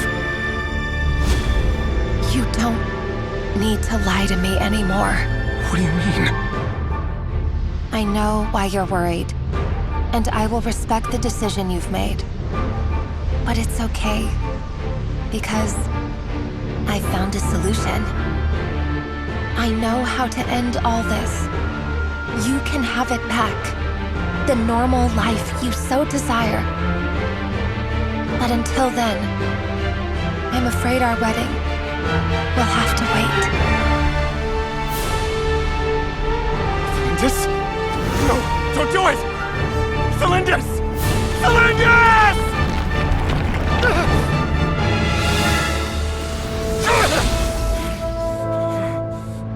I told you, Rerir. Let her go. You will find someone better.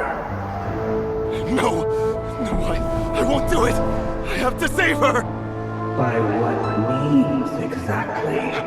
A lowly pawn. You lack the power and the strength of will. Do you know a way? Tell me! Come to the palace. Join us.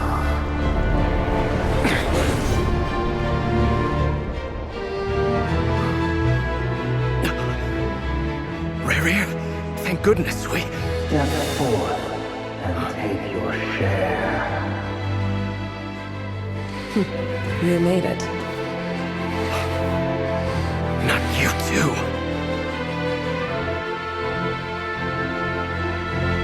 Hatred or grief, despair or desire. We all have our own.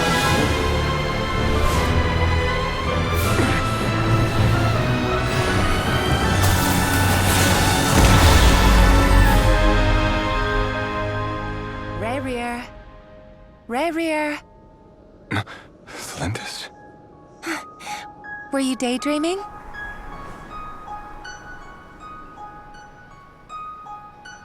You still remember, Rerir? That question you asked me a couple of weeks ago? Oh. You mean the proposal? Yeah. I'm wondering, where do you think would be a good place to discuss it? Maybe in the garden? Or were you thinking a fancy restaurant? It's your choice.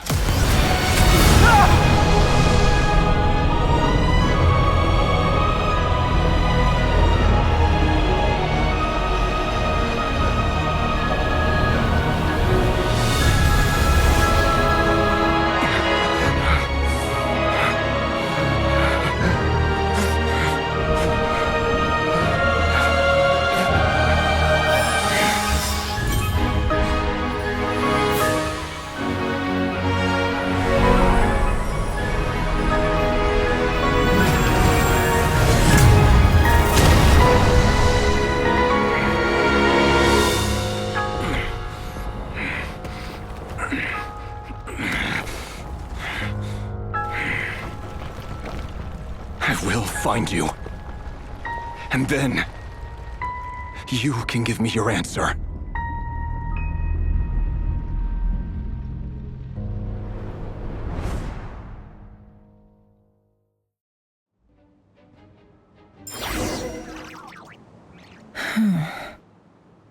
So that's how the Raker of Solnari was born.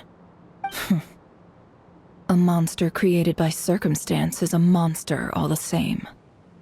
Viewing other people's thoughts for too long can get uncomfortable. Right now, I'm feeling a strong sense of loathing. In a nutshell, the story of Conria is what happens when the truth falls by the wayside. Everyone tells little white lies, and before long, you have a huge pack of lies that destroys everything. Whew. Time to get back. His past is filled with sorrow, but the tale of any fallen civilization is one of endless tragedy. Cruel as it may be, that was Conria's fate.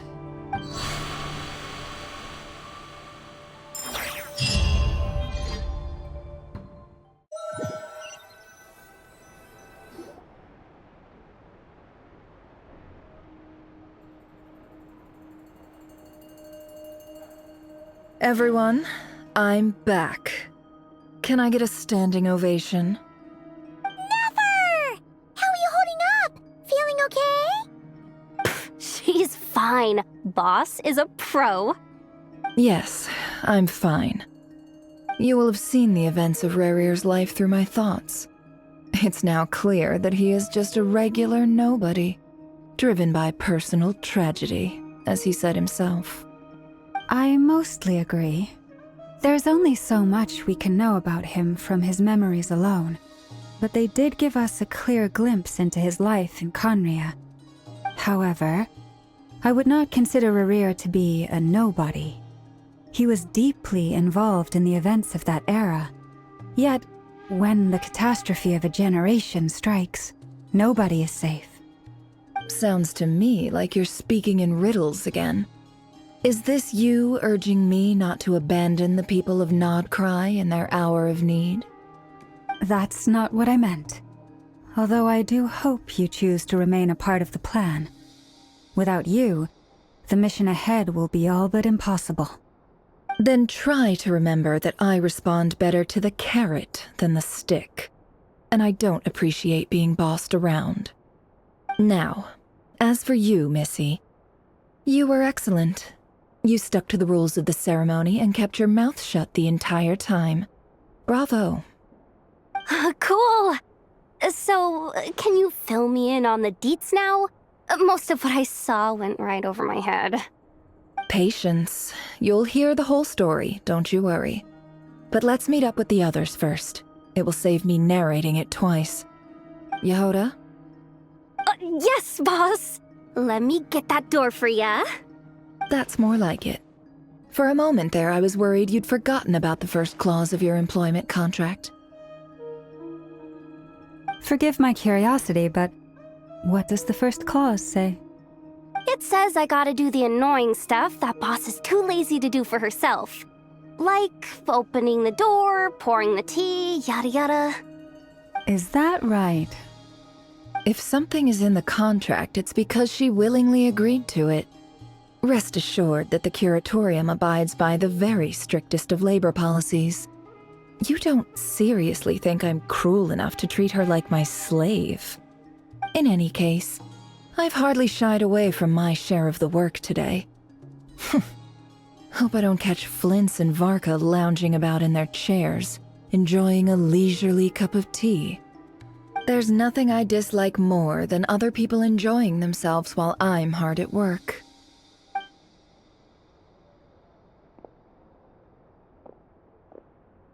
Oh no.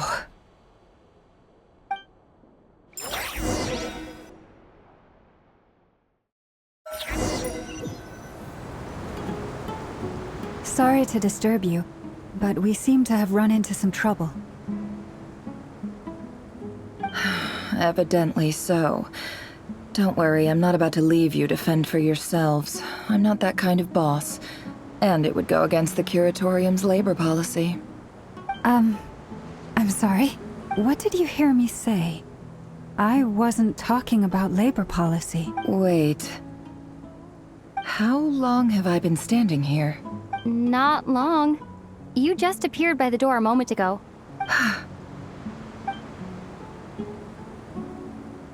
Boss, what's wrong? You look like you've seen a ghost. We've been tricked. We never left at all. Somehow I hallucinated that whole scene back inside the office. Hallucinated? But how? How indeed. This place should heed my will alone. All thoughts and actions that occur in here are just a result of pawns moving across the chessboard in a carefully calculated manner. And nobody has access to this chess set but me. So you control everything in here? More or less. But yes, it's a special technique of mine. Has anything like this ever happened before? Only once. It was the first time I used the chess set. Is there any similarity between what happened then and what's happening now? I suppose my thoughts are a little turbulent, which was also the case my first time. Is there anything I can do to help? The first clause of your contract clearly states that I only need your help with things that I'm too lazy to do myself. Meaning, you're not feeling lazy right now? Meaning, this is not something Yehoda can help with. The chess set is a personal treasure that I alone understand. I must be the one to find our way out of here. Boss, it's fine. Really. Let me do something useful. Oh, listen to you. Whatever would I do without you, Yehoda? What? Really? Yes, really. Where would I ever find another employee as obedient and servile as you? God forbid anything ever happens to you. Oh, okay. Well, anyway, I was thinking of fetching some water. There's gotta be a source around here somewhere. I suggest everyone finds someplace comfortable to take a rest. We gotta conserve our energy. Even though all this chess malarkey doesn't exist in a physical sense, mentally speaking, it's all real. And so is our tiredness and fatigue. You don't want to dismiss mental fatigue. Just because it isn't physical doesn't mean it's any less serious. But anyway, I got your backs, so don't worry about a thing. Don't I have the best employees? Jealous much? If we can find a suitable time, I'd love to borrow Yehoda for a day to help out at the Frostmoon Scions. Would you be amenable to that, Boss Nefer? Oh, Lauma. Have I ever told you just how pretty you are?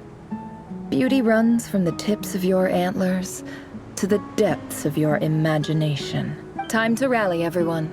Follow me. As we continue our journey, the same rules will apply. That means stay focused and no talking no matter what we encounter. And don't disturb the chess pieces. You have my word that I will get us all out of here.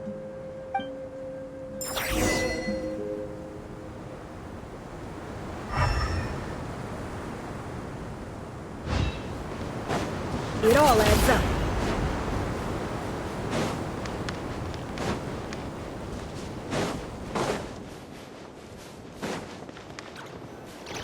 This place looks familiar. That's not a good sign. There's a... I wasn't expecting visitors at this hour. Wait, is that? Oh, it's him. There you are! Sinue's been looking for you all day.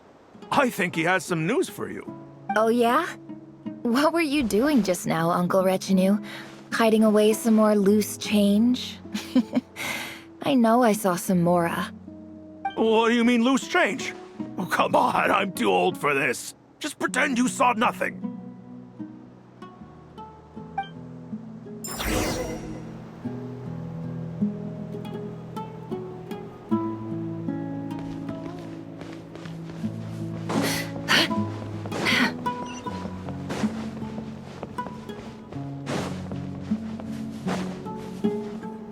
Hey, kid. Mind telling me what Sinuhe's been up to recently? I'm trying to get in his good books and I need a way in. Get in his good books? Why? What do you want with my dad, Uncle Apepi? I've written a new song. I was hoping to showcase it at the next festival, but I'll need his approval. A new song, huh? I'd love to stay and listen, but unfortunately, Uncle Retinue says my dad's looking for me. Well, there's plenty of time and I'm not going anywhere. See that pile of stones? I'll be sitting there warming up my vocal cords. Come find me when you're done. Pile of stones. Got it.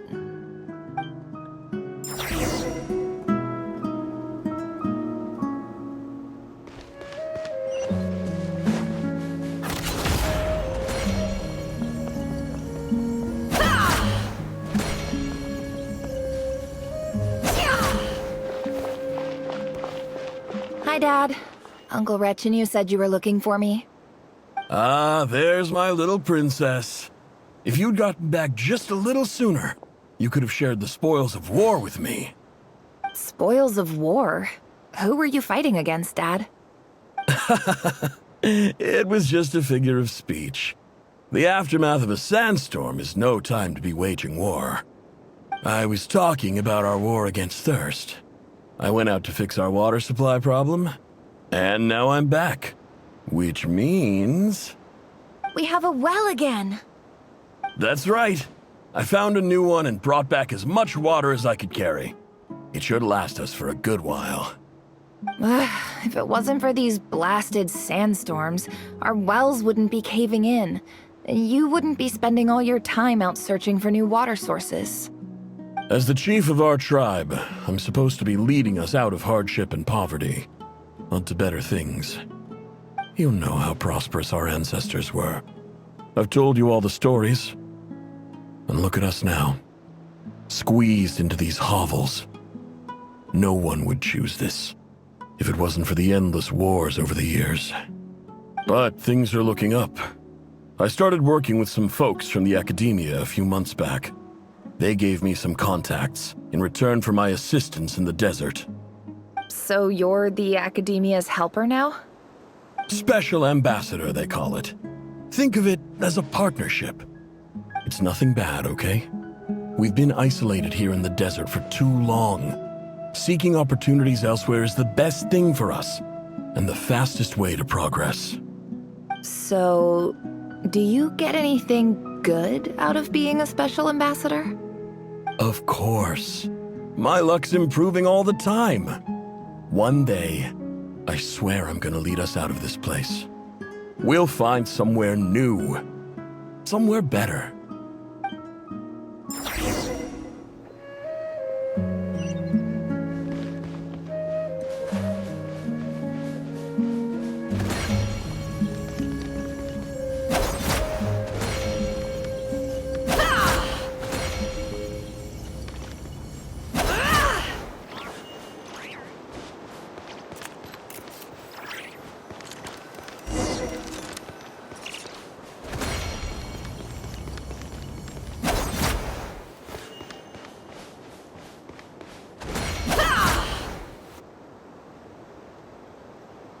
That's our well, and you know it. You stole from us. Well, you've gone from chief to thief, and now you have to face the consequences. Did you really think you could take our water without permission and get away with it? You're either brave, stupid, or both. And that special ambassador act? Yeah, nice try. We spoke to the academia. They said it was all news to them. You're a liar and a cheat!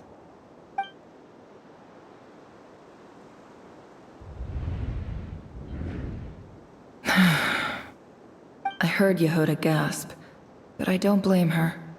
Most people are terrified by the sight of blood. Corpses strewn across the ground.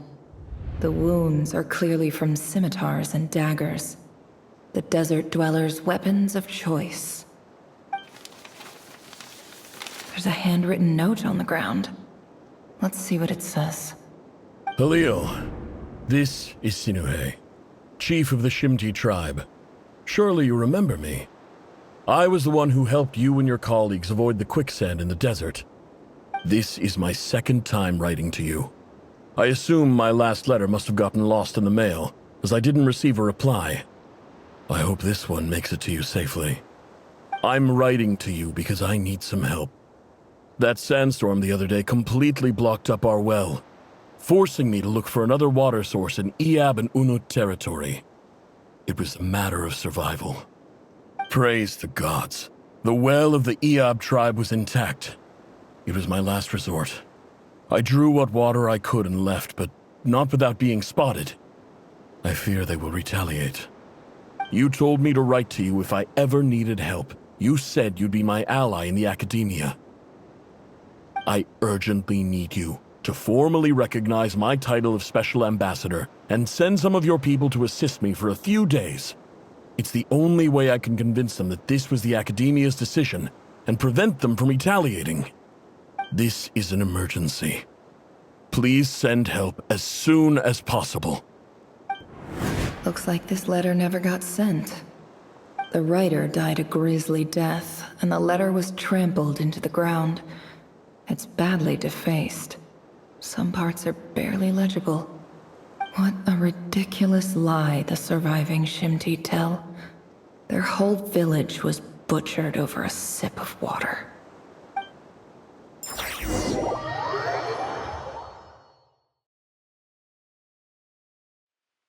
Ah, officer. Welcome. Welcome to our humble village. I thought you would at least have the courtesy to provide some respectable libations. This is the finest wine Aru village has to offer. I promise.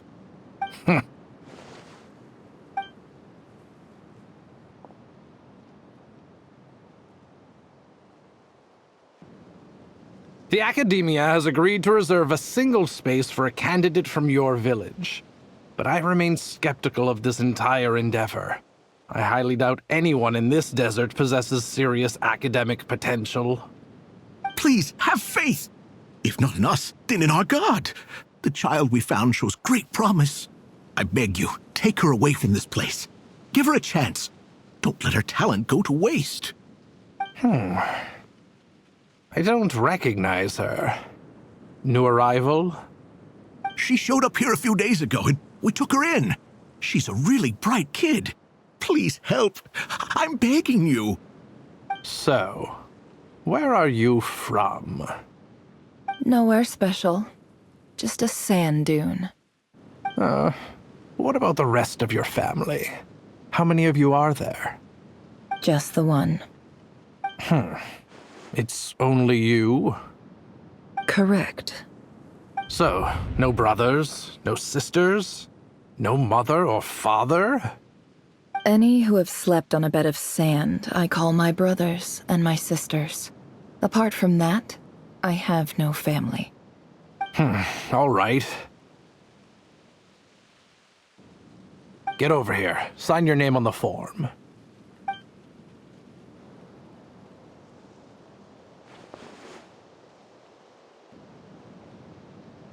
Never? You're rather fair-skinned for a desert dweller.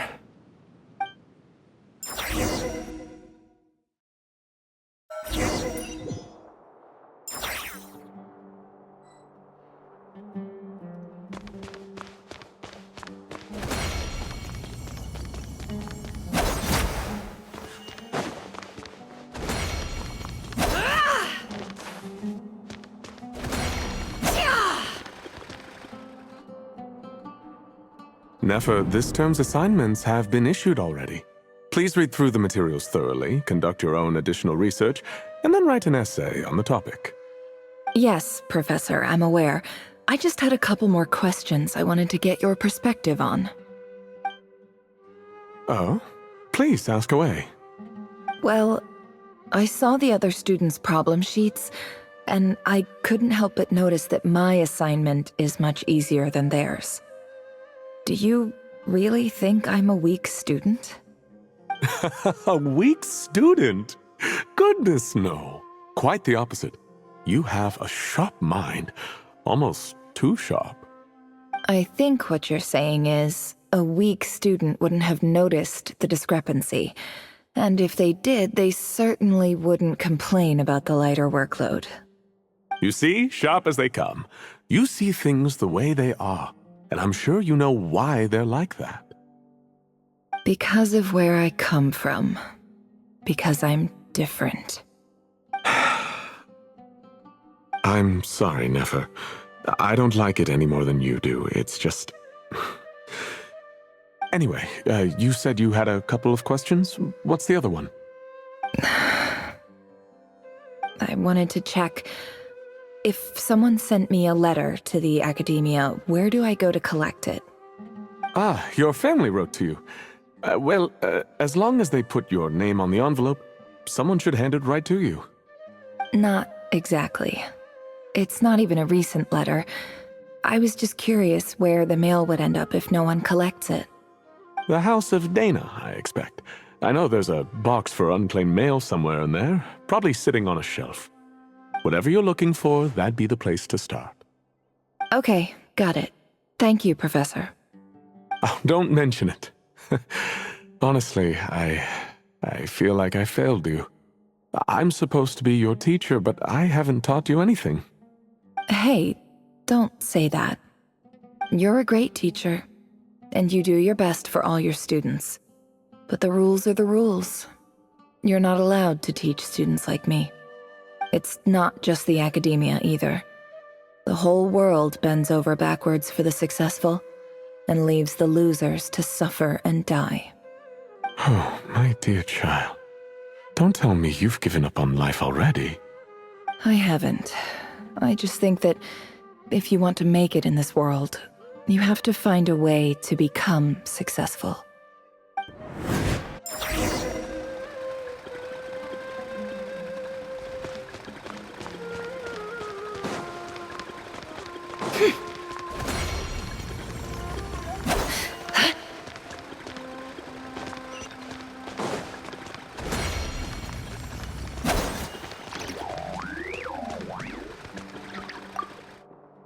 This must be it.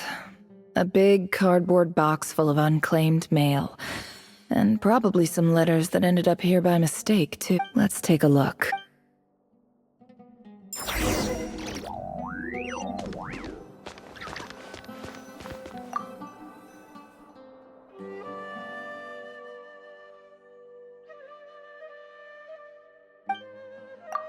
A dilapidation survey from Port Ormos. Looks like it's from a Core of 30 representative. This one was never even opened. I guess the recipient didn't care what the Core of 30 had to say about anything. Who was it addressed to? I don't recognize the name, but it must have been a Ksharawar professor.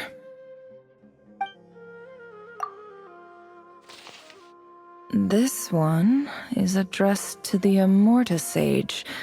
The title is Changes Observed in Satyavada Life Symptoms. Why do all these letters read like full-blown dissertations?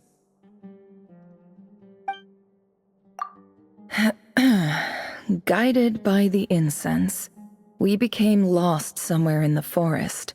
All the barriers between levels of consciousness disappeared as our minds soared around in circles, looking for a branch to seek refuge on. In clinical terms, these symptoms fit the description of incense poisoning. The Immorta Darshan strictly prohibits the use of hallucinogenic substances, but I believe there are still people getting away with it. For example, my neighbor who always breaks out into song and dance after using incense. This seems like something the academia would want to know about. Why wasn't it collected? Wait, what's this written on the back? It's so small. The note says, "The sender authored this letter while under the influence of mushrooms. I would send it back, but no return address was provided. Stamped by the Grand Conservator of the House of Dana."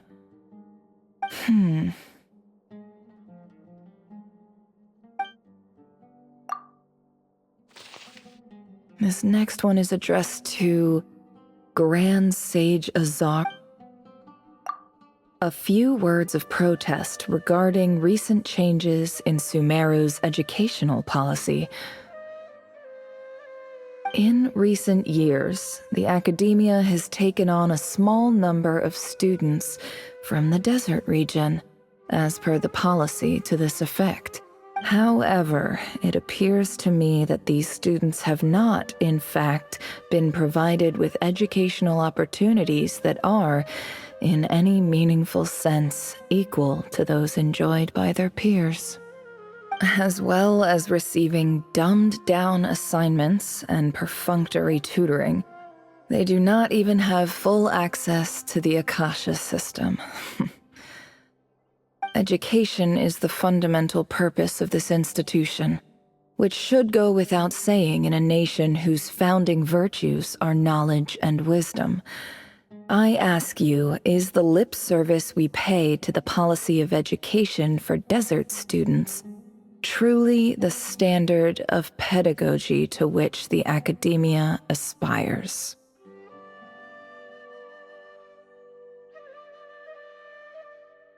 As Grand Sage, policy decisions are your prerogative, but do not forget your roots. You and I were once students too, as was everyone else in this institution. I do hope you will give some serious attention to this matter. I encourage you to discuss issues like this with myself and others, and listen to some alternative opinions. Great letter. Shame it didn't get to where it needed to go.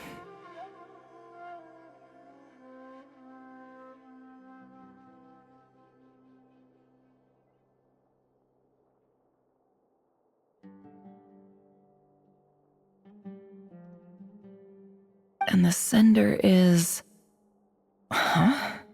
Sage Cyrus of Spontamod. I didn't realize anyone else even knew how bad students like me have it in this place. So this is where letters from the Sage of Spontamod end up? Nice one. Whatever. This isn't what I came here for. Moving on. I'm not exactly holding out hope that a letter sent from the desert would even make it here. But if it did, where else would it end up if not in this box? I can't believe how much discarded mail there is. Must have been years since someone last went through it all. And this is just one box. The whole House of Dana is boxes on I don't believe for 1 second that any human being has sat down and read through all the documents in this place. Who has that much free time on their hands?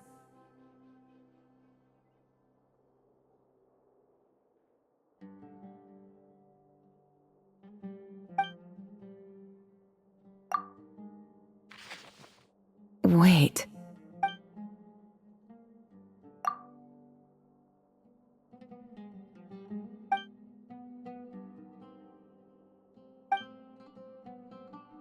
Greetings, Halil.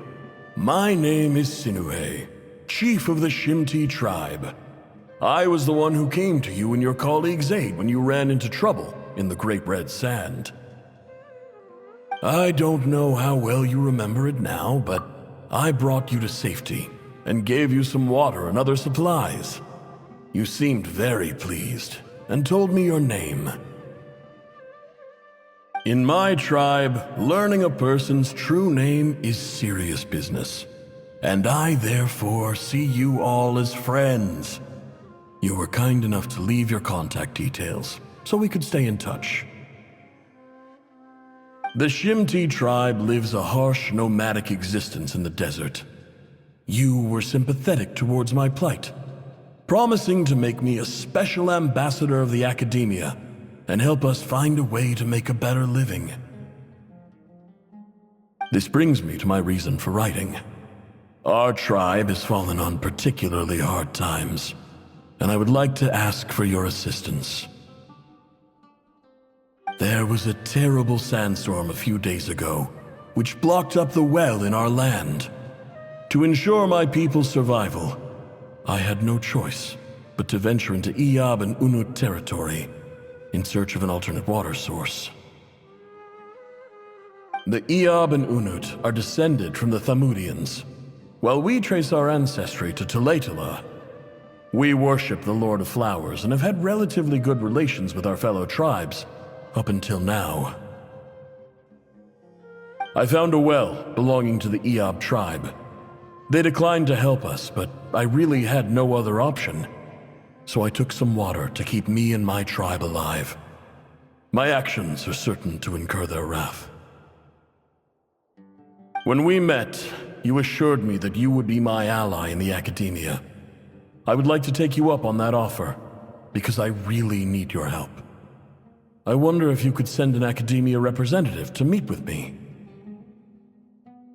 That aside, the last time you were here, you mentioned that the Academia had started accepting students from the desert, and I told you a little about my daughter, Nefer. We have next to no resources here in the desert, and my power and influence are limited. Would you consider enrolling my daughter at the Academia? She is a smart girl. I know she won't disappoint you. From the outset, the Academia never took you seriously. Those things they promised were just empty words.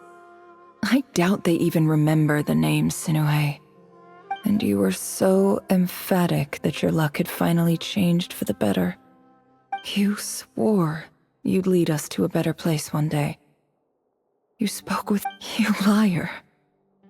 You lied about everything.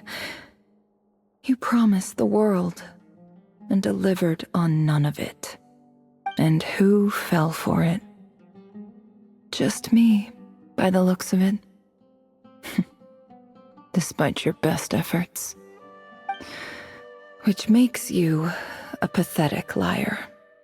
You weren't even any good at it. I think I'll take over from here. Let me show you how it's done.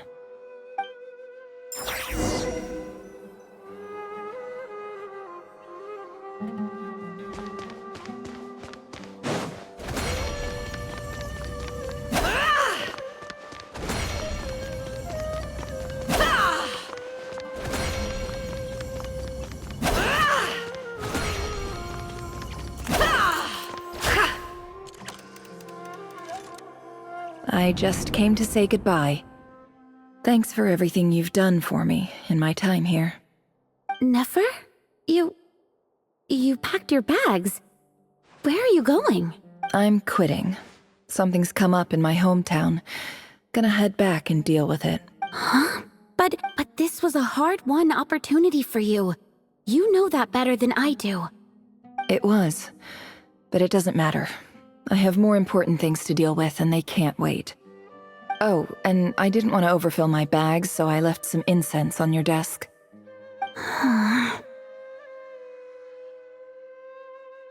What's wrong? I thought you liked incense. Although, I did read somewhere in the House of Dana that it has hallucinogenic effects. Isn't this the stuff you brought from your hometown? You're just letting me have it? But you said it's a rare and valuable commodity. Yeah, about that. I lied. It's not rare at all. There's this bunch of ruins near my hometown that are practically overgrown with this plant. It's not worth much. Keep it, it's fine. But Nefer... All right, that's all from me. You take care.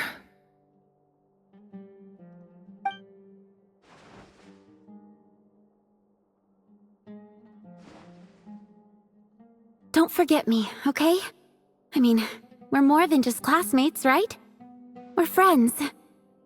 Yeah, I'll remember you. I lied again. That incense is worth a fortune, and it's a rare find even in those ruins. And as for remembering her, I have far too much to do when I get back. No time to reminisce. I'll be lucky if I even make it through this alive. But either way, I expect I'll forget you pretty quickly.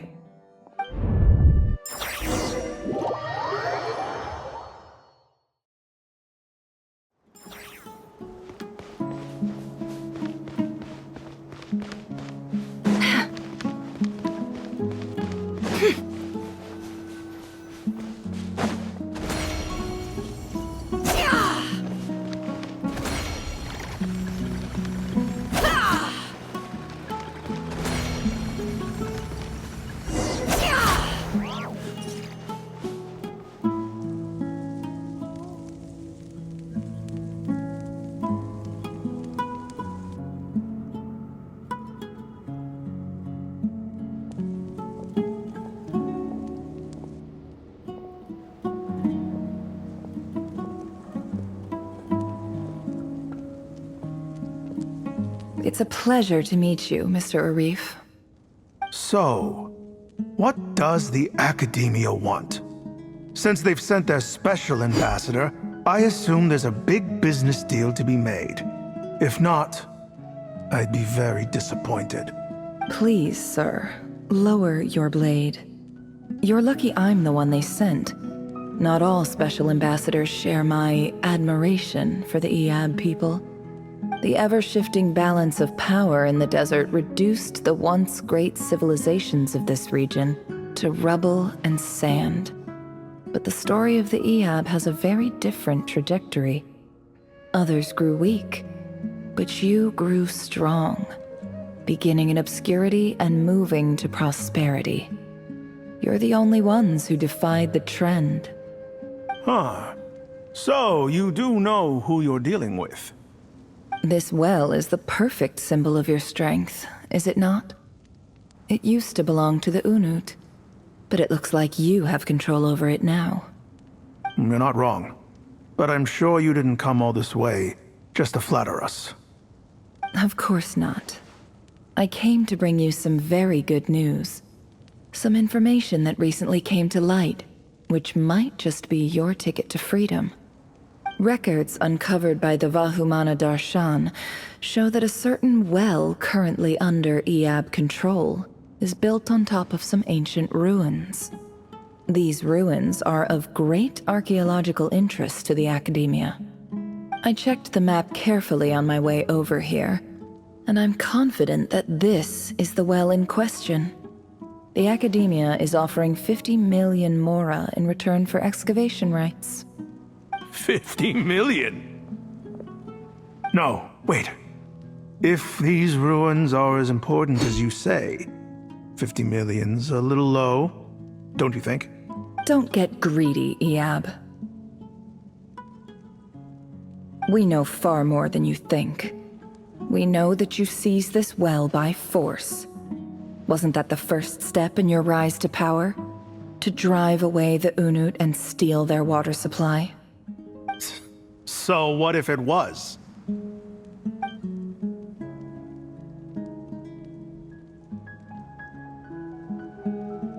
Don't worry. As unscrupulous as it was, it's something we're willing to overlook. The Academia is only I hope I am making myself clear. And I hope your words are the truth. If I find out the Academia is trying to play me, I'll hunt down every one of your people and make you watch as I cut their heads off one by one. I assure you, Chief, that would not be in your long-term interests. You don't want to make an enemy of the Academia. You see how I'm dressed, don't you? I appreciate that you've never been to the rainforest, but surely even you recognize an ambassador's attire when you see it. And what does a barbarian like you have to lose anyway? You really think the Sumeru Academia would bother to come all this way just to lie to you? We have more important things to worry about. All right, I take your point. The Academia is the highest authority in the land. I'm sure you're trustworthy people. In that case, we have a deal. We will sell you the excavation rights. I'd like to thank you, Ambassador. This is good news indeed. Excellent news. In fact, it calls for a celebration. Would you do us the honor of staying a while and enjoying some Iab hospitality? Gladly. I am partial to wine myself, and I trust you are as well. So let's indulge in a few drinks together, in celebration of this momentous occasion.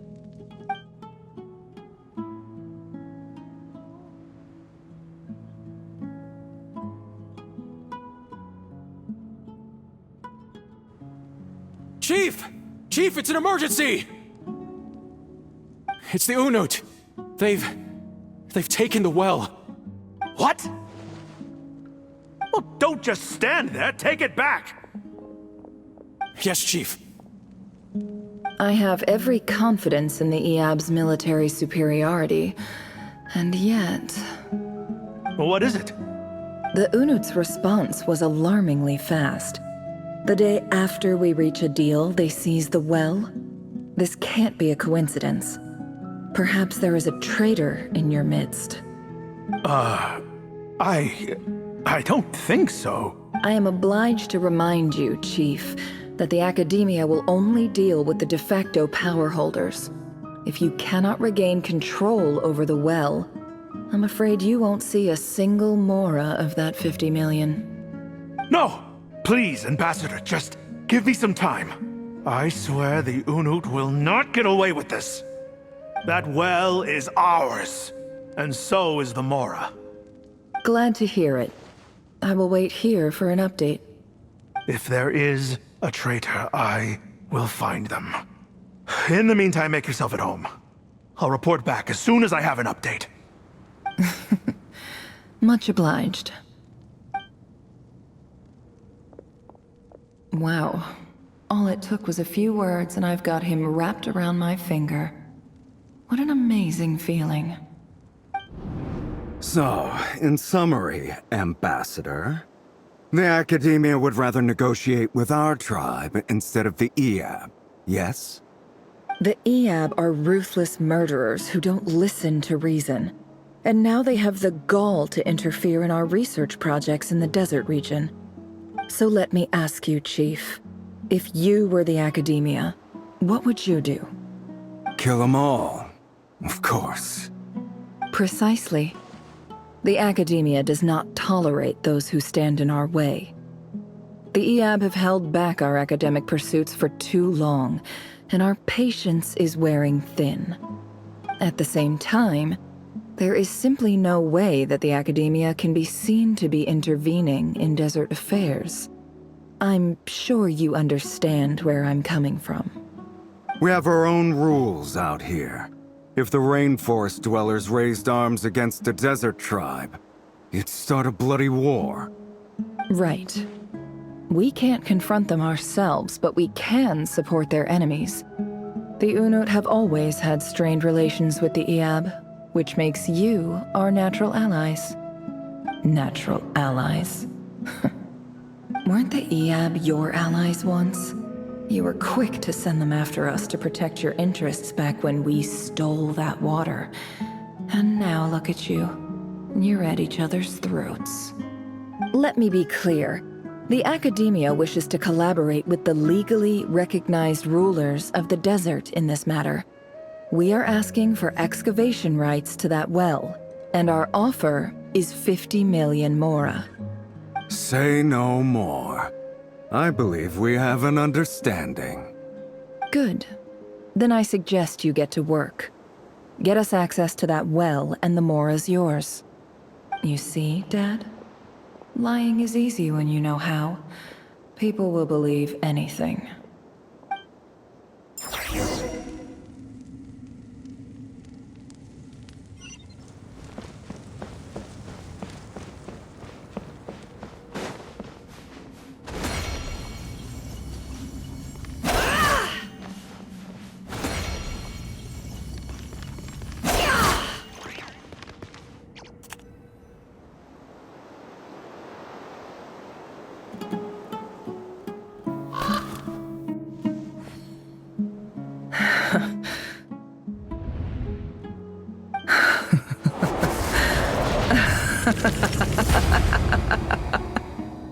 Look at yourselves. You may be vile, savage monsters, but your butchered bodies bleed like any others. You're no different. You're nothing special at all. The monsters who destroyed my home, they're just ordinary, petty human beings. What a joke. I think we're even now. Maybe I've even done the desert a favor. It's a better place without all these people around. Oh, Sinuhe, my gullible fool of a father. Perhaps if you'd been as ruthless as I was today, our tribespeople would still be alive. In this dog-eat-dog world, a chief needs to be tough to survive. But you couldn't do what had to be done. So I did it for you. Nefer, it's okay. All of this is in the past now. I believe I remember you promising to remain silent. Yeah, but even so... Yehoda, is there anything you can do to ease the tension? Alright, time for a sharp turn onto a completely different topic. So, anyway, that's enough of that. When are we getting out of this place? Feels like we've been walking forever. I'm getting pretty tired. Oh, Lauma, you tired? Yes. If we can find somewhere to sit down, I could certainly do with a rest. It's not far now. There should be a temple just up ahead. Yes. Really? A temple? That's where this story ends? I guess that's how things go in the desert. Desert dwellers can never escape their destiny. Or so everyone says. I never wanted to believe it, but looking back now, I'm as desert as they come. You mentioned a temple. What's waiting for us there? My biggest trade secret of all. Ah. Then I'm guessing it's where you got your power from. I didn't know you were clued up on any other religions. I'm no expert in the history of Sumeru, but since you come from the desert, I would imagine it has something to do with King Desh. Sounds impressive. Oh, I know who you mean. General Mahamatra Sino, the spirit of Hermanubis dwells within him. That's Boss Neff for ya. She knows everything. Sino's hardly a figure of obscurity, but I know about Sethos too. What about him? Is he a big deal or something? Well, he's not a small deal, let's put it. Please, this is the bare bone basics. Save the flattery. Thanks for your patience, everyone. I'm sure it's been a lot to take in. With any luck, that's our exit just up ahead.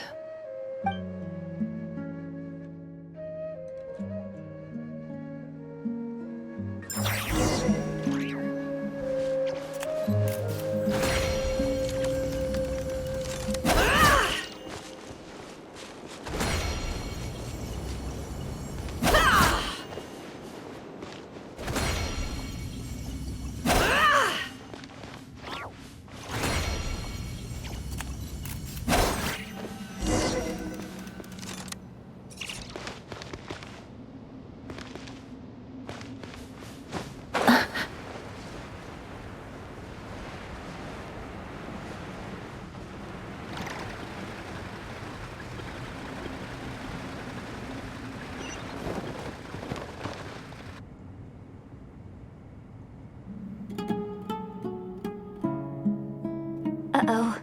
Uh-oh. Uh-oh. I'm totally out of my depth here. I don't have anything to add about any of this stuff. Like, look at that statue, for instance. I want to do the whole name-dropping, this girl knows her stuff thing too, but I've never seen anything like it before. A statue with the head of a bird. That's Thoth, the Ibis King, one of the 7 pillars of King Deshret. The legends say that he, the Crocodile King, and the Goat King were the 3 retainers of King Deshret. Let's take a look.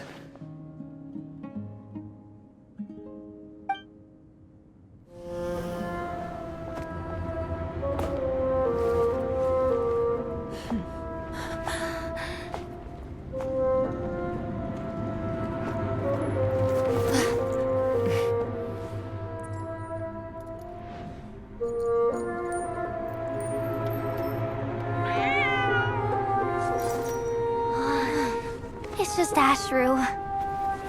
So, all is well?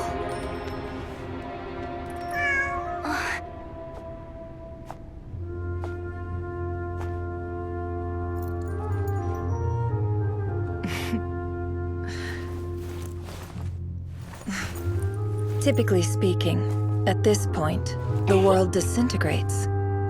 Then we find ourselves back in the outside world.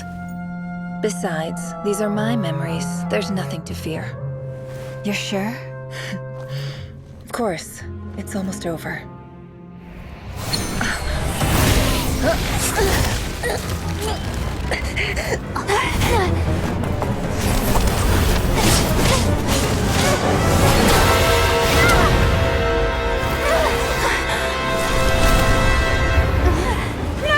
Hold on!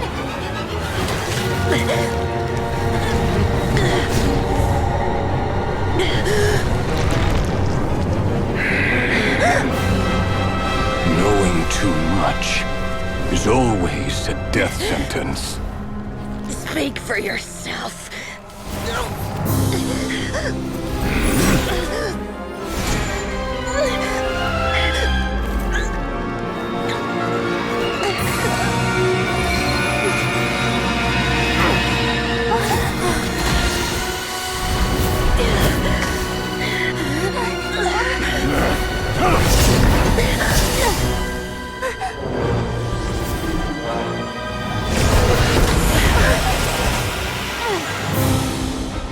How repulsive.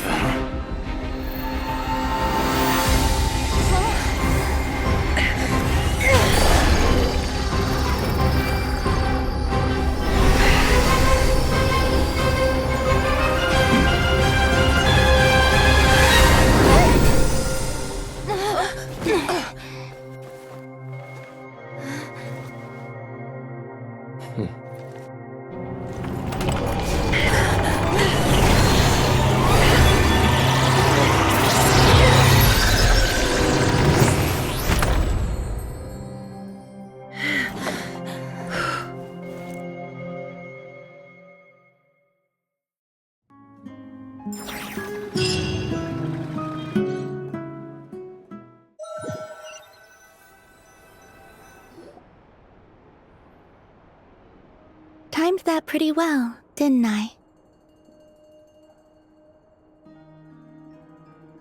It's okay. I'm just glad no one was hurt. Paimon noticed you doing something too, Dainsleif. Were you helping get them out? Of course. When I asked Nefer to conduct this investigation, I was not naive to the dangers involved. I had a duty to ensure your safety. Good to know your sense of justice is still intact after all these years. I take that to mean that you saw the truth. That comes as a great relief. I certainly did. And thanks to your help, I also managed to trap Rerir inside the chess set. Whoa, really? How'd you manage that?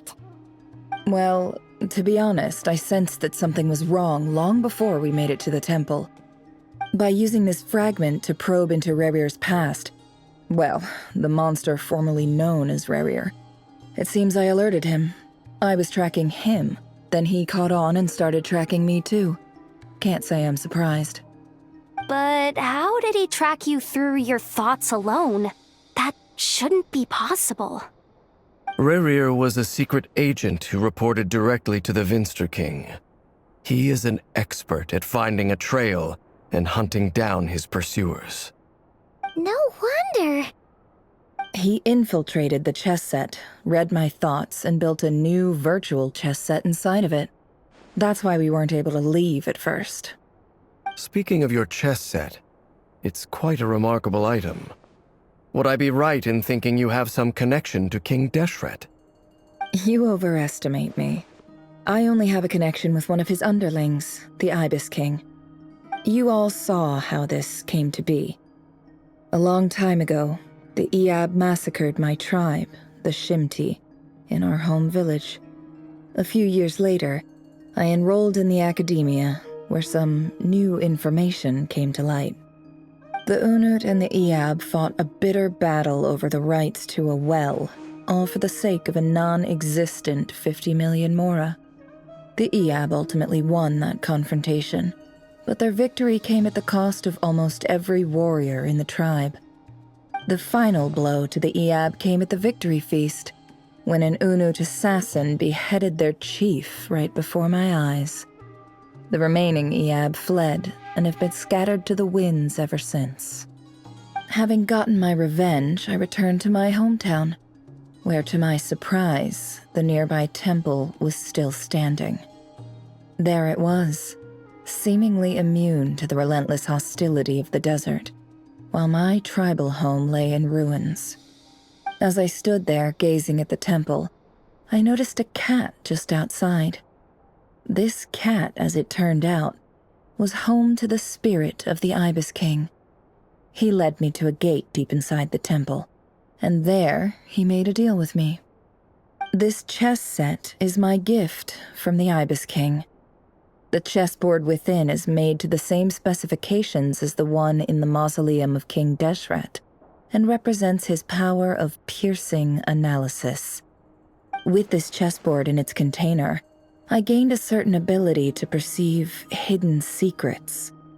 Now, you could conclude that the Ibis King simply wanted to give the people of this world the power to seek the truth, but I don't believe that's the full story.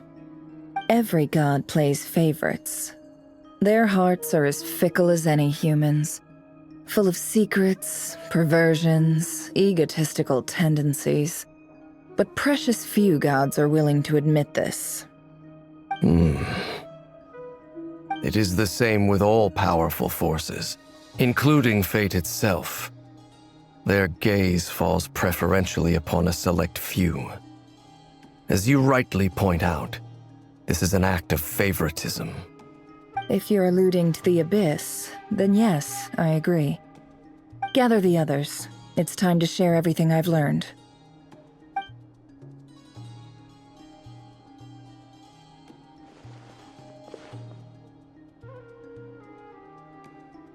Thank you all for being here.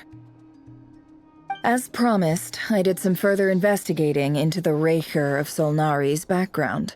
I am pleased to report that the investigation has been most fruitful indeed. The Raker of Solnari, real name Rerir, was once a Conrian subject who served the Vinster King. I will now share the important details of his story. Please save any questions or comments for the end.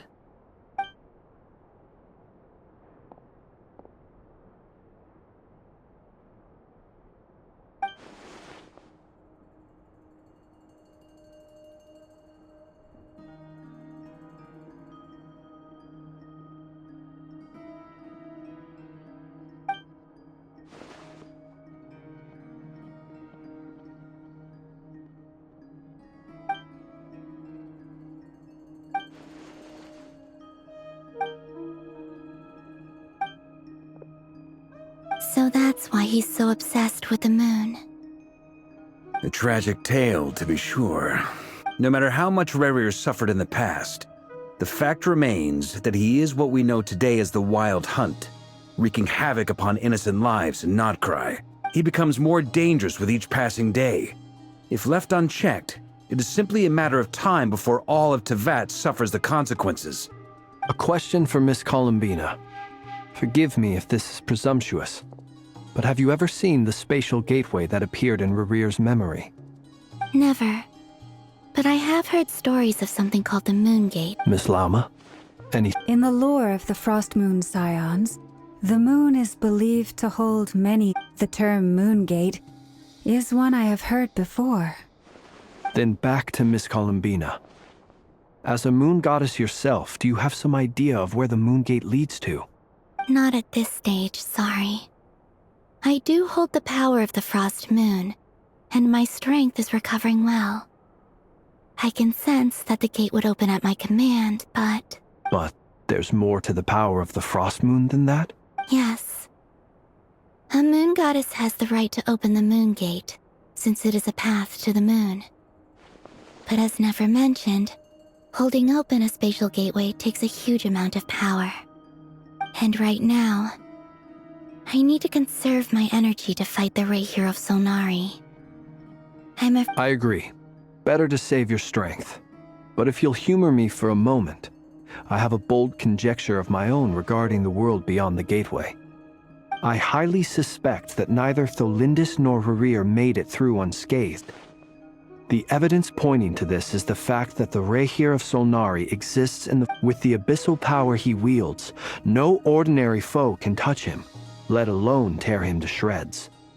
And yet, the Wild Hunt proliferates wherever his scattered fragments lie, drawing hordes of monsters to many different locations across the land. So your theory is that Rerir was physically torn to shreds by some powerful force? Hence, why the Wild Hunt is a distributed phenomenon, rather than a unified one? Makes sense to me. Explains why the Wild Hunt is so pervasive, and why he's been trying to piece himself back together. He was whole to begin with, and he wants to be whole again. Without the power of the Abyss on his side, he almost certainly would have perished the moment he was torn apart. But the Abyss, much like a curse, has kept him alive. I could not agree more. The power of the Abyss is most surely a curse. It is a compelling explanation, and one that accords with my present understanding of Abyss creatures. Whether the life form in question is primitive or advanced, if a curse has extended its lifespan unnaturally, it will continue to survive in spite of everything.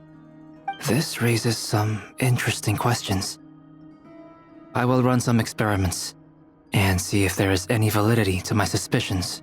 That being said, regardless of whether my research bears fruit, I would like to thank My pleasure, Mr. Albedo. Hey! What is it, Dainsleif? You look really upset! It's just... when I think of the man I once knew as... The two of you used to be friends, didn't you? I don't know if these words will bring any comfort, but my heart goes out to you. Mine too. We can never know all the hows and whys of the way things are. The moon and stars are full of untold secrets and lies. And the skies are host to many more mysteries than these alone. Yet, none of that can begin to compare with the complexity of human life. Those are the first comforting words I've heard in a long time. Thank you both. Well, I think this is a good place to end today's meeting. I'm sure Nefer needs some time to recover. She's been through an awful lot today. That's very thoughtful of you, Llama. Of course. Sounds good to me. Take some time to rest and digest before we reconvene to nail down a plan.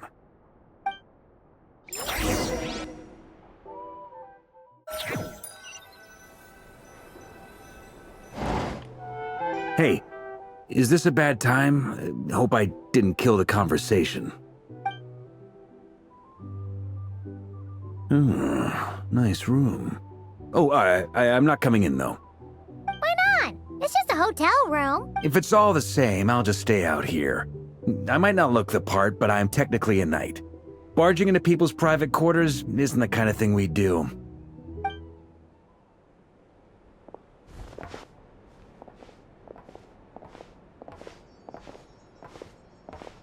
Anyway, Nefer went back to the curatorium to get some rest. But before she left, she shared some things with me that I thought you should be aware of. Firstly, although she managed to trap the Raker of Solnari inside her chess set, there's no guarantee that the power of the Ibis King is any match for one of the 5 sinners. Their powers are beyond our comprehension. It's only a matter of time before he finds a way to break out. We have to come up with a plan and take care of him before that happens. Honestly, I figured that might be the case. So, how long have we got? Well, I asked her that same question. She talked for a long time, but for the most part, it seemed like she was trying to convince me how precious her chess set is. What a long and storied history it has. It felt like some kind of sales pitch, you know? The kind where you end up handing over Mora against your will? Anyway, after all that, she finally answered the question. 2 days, at most. 2 days? Holy moly! Can we even recruit enough help in that time? That remains to be seen. Which brings me to the second issue. Dainsleif is obviously conflicted about this whole thing. But given how little time we have, there's no way we can pull this off without his help. You have some history with him, right? Do you think maybe you could talk to him for us? Great. I appreciate it. All right, on to item 3. So, Albedo, Durin, and I put our heads together and came up with a plan. Can't promise it's gonna work yet, but at least it's a start. We figured we'd bounce the idea off you first. We'll explore it further once everyone's recovered.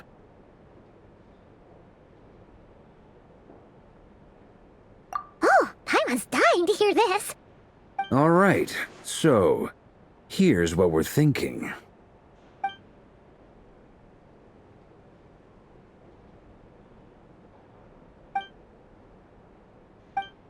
We felt a little uneasy about roping you into this. I mean, firstly, you're not locals, and secondly, none of us are your boss. You're well within your rights to refuse if you so choose. Roping us in? Why would you even say that? We know the stakes here. It's all of us against the Rayher of Solnari, or none of us stand a chance. I choose my words very intentionally, I'll have you know. I like to think there's an art to striking a down-to-earth tone even when the stakes are through the roof. Sir Varka, I have a few thoughts about this plan. I'm all ears. I think we can be more flexible with how the roles are allocated. In my view, the most sensible lineup would be like this.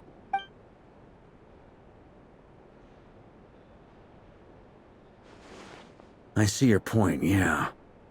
But if that's how we're going to approach this, you'd better make sure you're ready. To be clear, I don't doubt your abilities. Far from it. I just want to make sure. Are you really willing to take all this on? I want to do everything within my power. The Rayher of Solnari is a truly fearsome opponent, and if I do my part, it'll greatly reduce the risk for everyone else involved. Well, that tracks with what I've heard. Jean's mentioned in her letters that you're so diligent it's almost abnormal. As in, most people weigh up the risks and rewards in situations like this. But you seem to just march towards danger without a moment's hesitation. Of course, everyone appreciates a fearless pioneer. But all that aside, I'm the Grand Master of the Knights of Favonius, and you're our honorary knight. I want to make sure your courage doesn't come at the expense of your safety. Thank you, Sir Varka. Well, I should be the one thanking you. It means a lot to have you on board. I'll give some serious thought to your suggestions.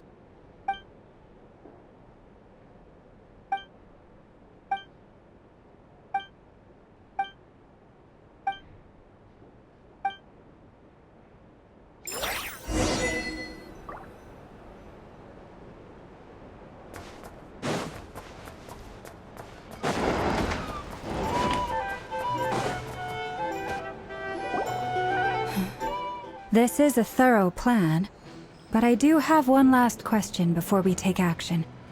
How can we be sure that our enemy won't leave the designated area? Great question. Albedo's been hard at work analyzing Rerir and the Wild Hunt's behavioral patterns. His conclusions are as follows.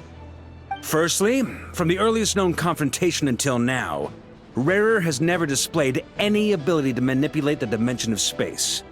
So it's unlikely he has any power in that domain. Secondly, he seems to have a particularly strong vendetta against our group. If we put him in a fight-or-flight situation, he'll choose to fight every time. Thirdly, finally, and most importantly, he is consumed by hatred, both for the moon and for his enemies. Turns out, we tick both of those boxes. We have a reincarnated moon in our ranks, and a spy who accessed his private memories without permission. He'll be baying for blood, not looking to escape. As someone who's had their fair share of interactions with the Wild Hunt, those all seem like valid observations to me. Understood. Then I will defer to the verdict of the group. Well, everyone, that's the plan in full detail. Albedo and Durin are carrying out their part as we speak. Plan approved. Scheduling. Okay, any firepower you need, I got you covered. Let's light this baby up. The Frost Moon Scions are behind you as well. And the rest of you?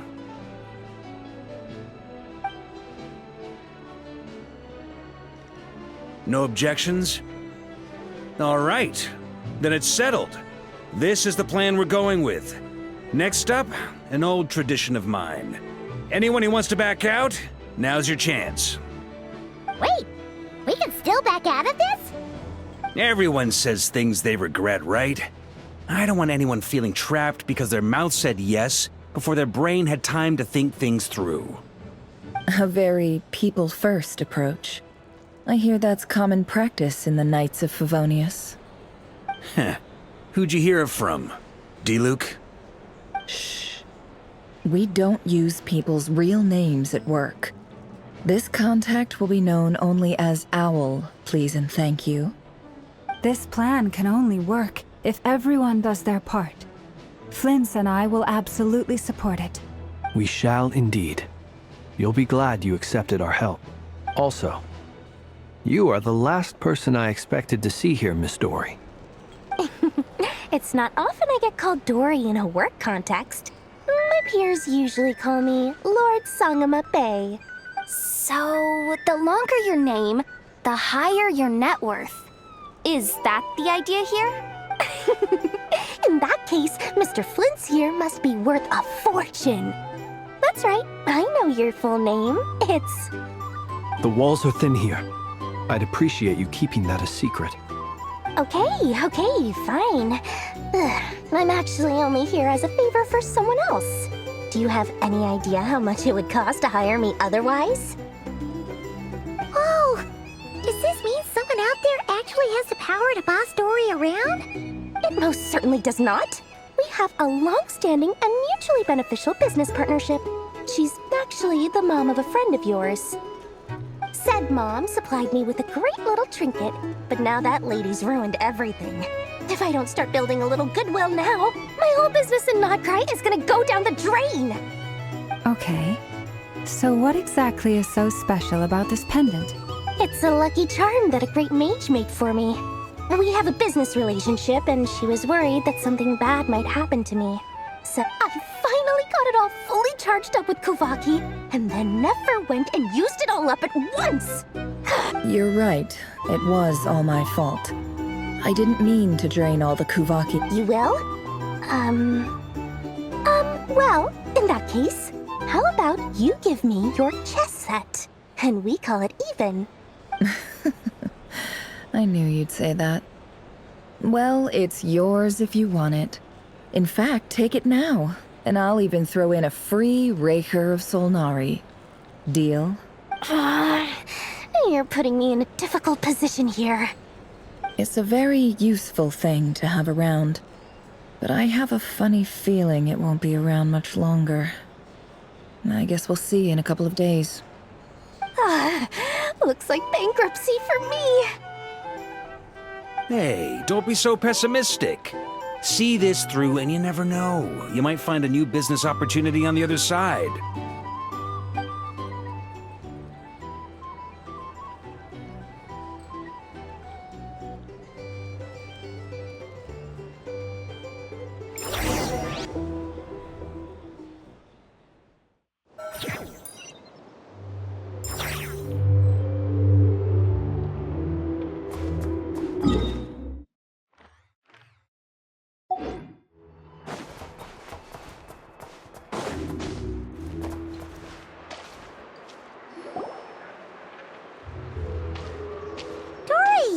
How are things going? Feeling ready? Oh, I was born ready. We only have 2 days. You think Lord Sangamabe would let an opportunity like this slip by? Don't forget, when something's in high demand, the people with the goods on hand get to charge the highest price of all. Even higher than the sellers taking advance orders. Ta-da! See? It's right here! Ah, it's so pretty! Did you make it? No, I have a supplier. We go way back, so he made me a very attractive offer. Aha!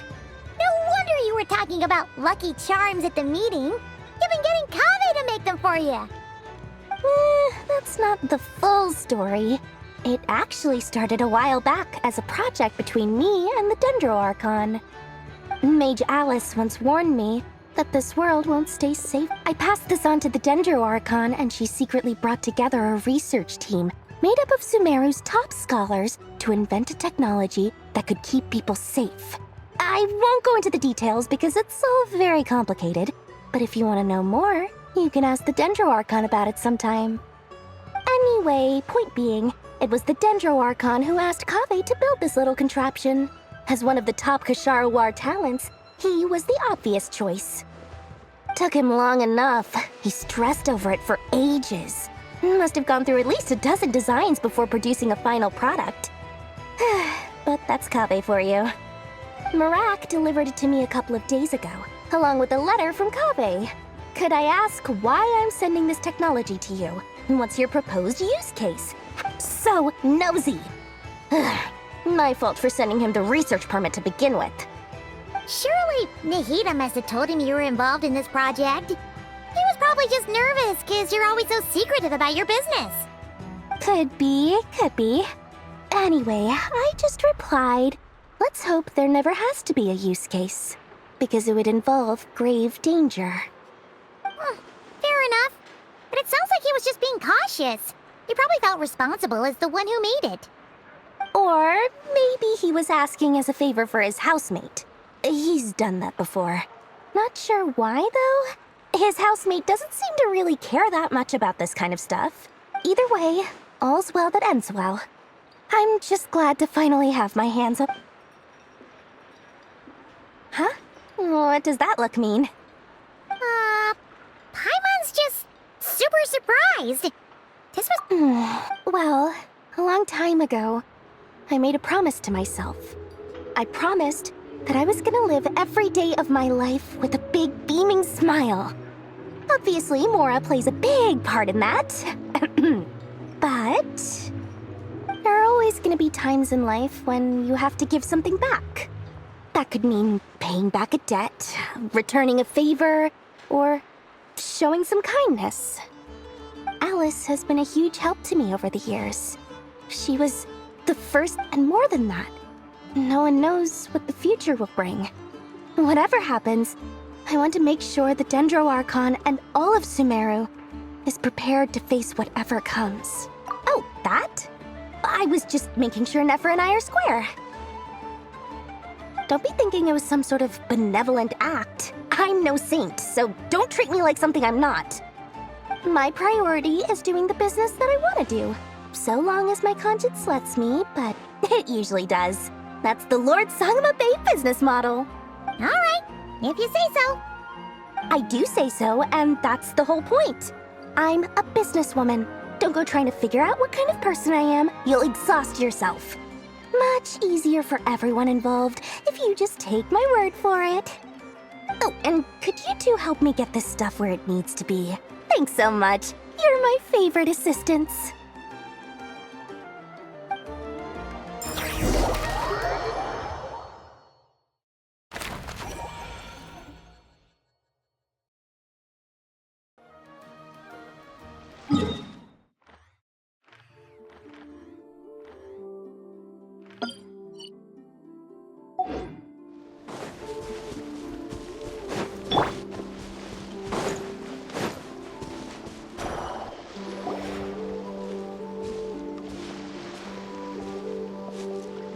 Traveler, Paimon, it's good to see you. Everything going smoothly over here? Sort of. As you're probably aware, Varka, Durin, and I captured some abyssal creatures from the Wild Hunt. Per the plan, we dissected and analyzed some samples of these creatures. The process went very smoothly. The findings, however, come with some troubling implications. What? You can actually... That depends on your definition of Wild Hunt and dissection. Harmless, lifeless. These words are accurate descriptions.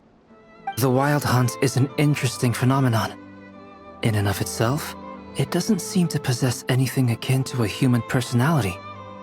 But taken as a collective, the medium through which the Wild Hunt is summoned does appear to have a soul.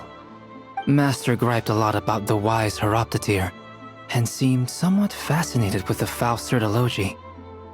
But she barely mentioned Rerir at all. I don't think that was because of his lower social standing, though.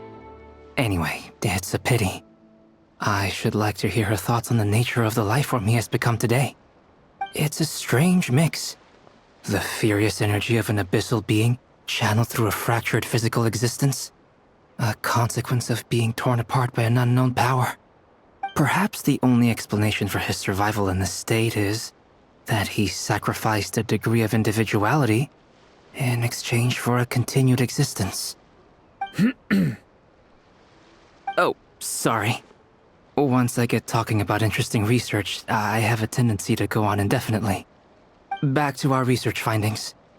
Essentially, they confirm my hypothesis. Rerir's corpse is completely contaminated by the Abyss, and the effects are irreversible.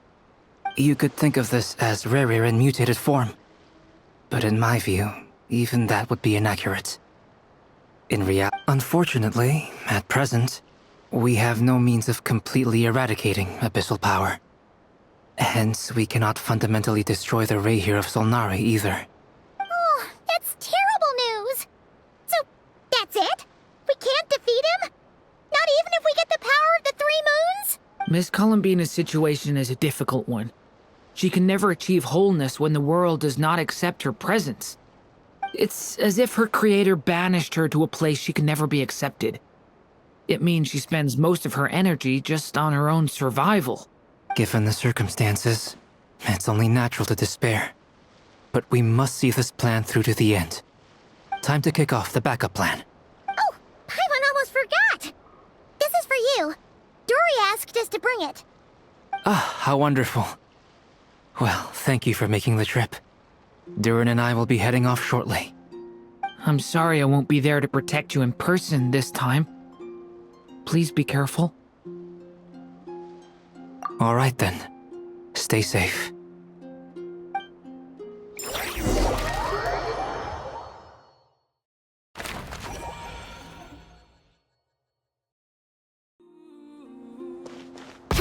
got me!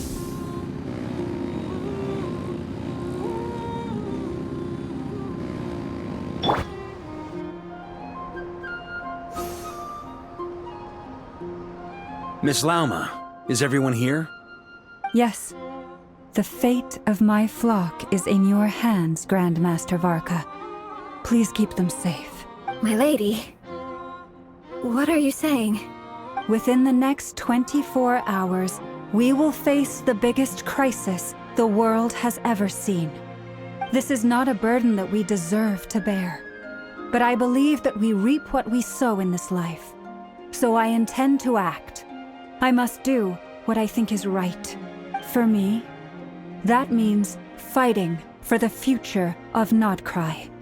This gentleman is the Grand Master of the Knights of Favonius, Varka, Knight of Boreas. In my absence, please follow his lead. Hey, everyone.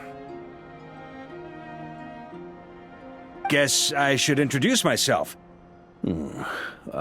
Well, to start with, I know my way around a battlefield.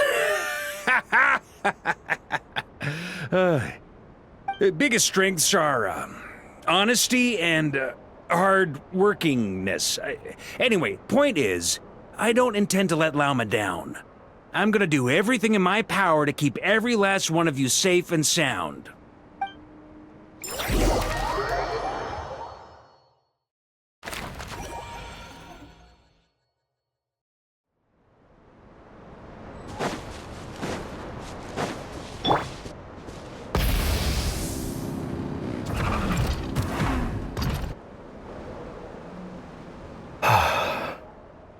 Something on your mind? Miss Columbina, was it? I believe that's how the others addressed you. That's right. Names are funny things. Have you always been called Dainslev? Yes. I take it your own name has a more complicated history. I have a different relationship with names than other people. To be honest, I'm not even sure that Columbina is my name. At least, not in the same way that Dainslev is yours. But it's what everyone calls me, and I go along with it. A lot of my life has been that way. I get so used to things that I forget to question why they are so.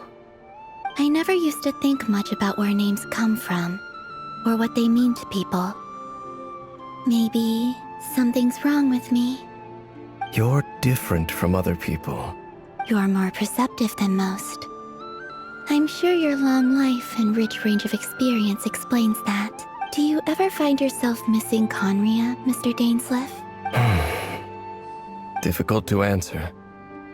I have dreamed of the past many, many times.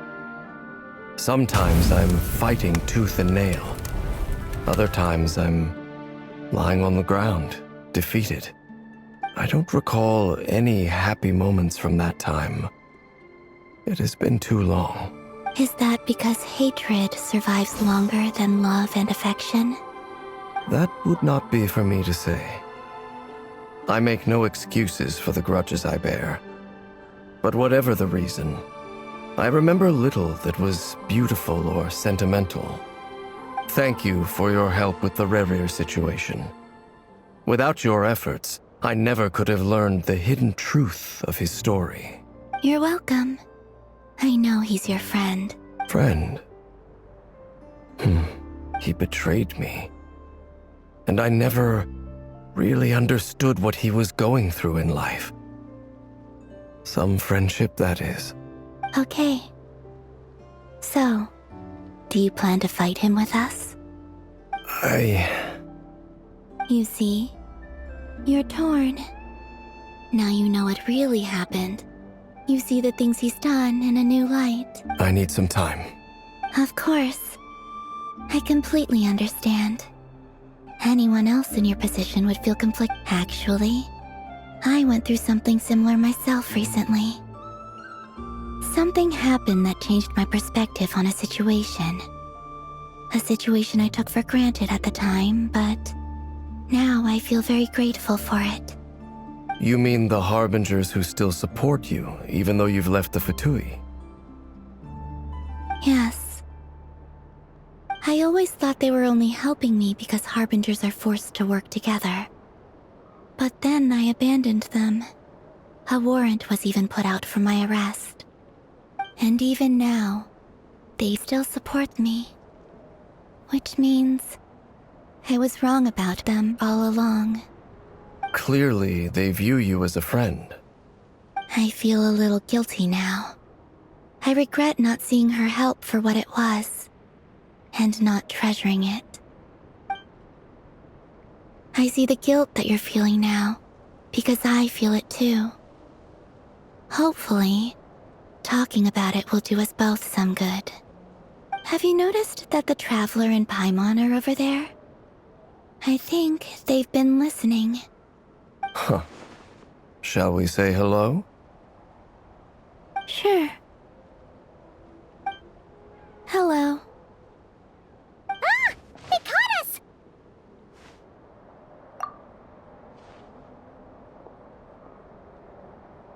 I apologize for making you worry. No doubt you wish to know where I stand on the plan to take down the Recher of Solnari. I'm afraid I need a little time, but I will seriously consider joining you. You will? Oh, thank you so much! Everyone will be so grateful to hear that! They needn't be. This was something that I was going to have to face up to eventually. That doesn't matter to them. They're grateful to you regardless. You can't control their gratitude, so just accept it. And then, have a think about whether you're willing to join us.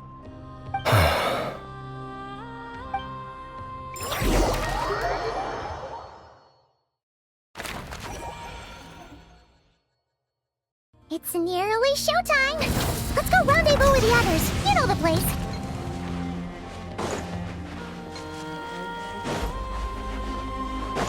Full throttle!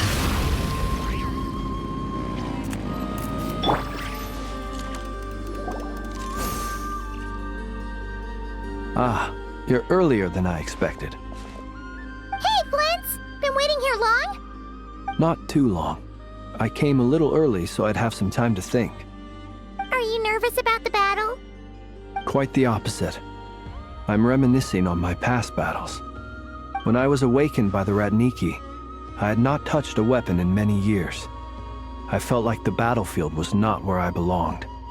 But after waging war against the Wild Hunt for so long, I came to realize something. A life of absolute peace is simply not a possibility for me. My restless flame indicates that somewhere inside of me, there is a deep yearning to root out the evil in this world. Oh, that doesn't sound like such a bad thing. Well, in the past, when I was a Fae whose primary concern was hibernation, it was hardly ideal. But it certainly serves me well here in the present. And I am delighted to be able to join forces with you in this endeavor. Looks like I'm not the first to arrive. Ah, Miss Lauma. Did you sleep okay last night? I struggled to settle down at first, because of the nerves. But don't worry. I got enough sleep in the end. I'll be just fine. Please, I'm just doing my part. Never! Over here!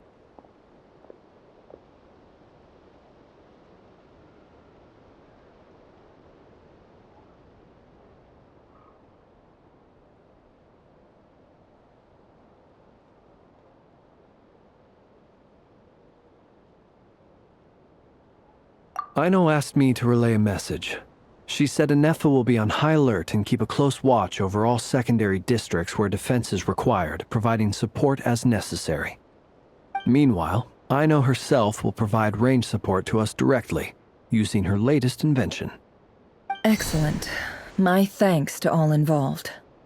The chess set's looking a little unstable. It won't hold him much longer. We should be prepared to engage at a moment's notice. No sense sitting around waiting. Let's make the first move while we still have the option. I agree. Paimon, find a safe hiding place. Got it! Be careful, Traveler! I will.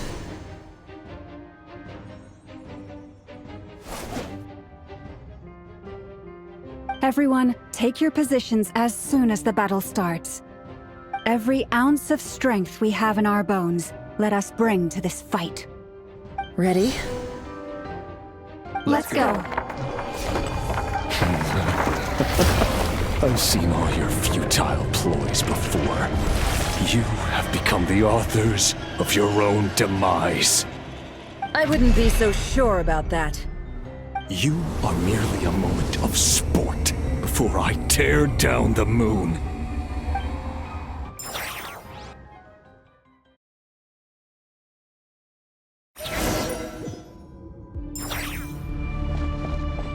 Stay on your toes.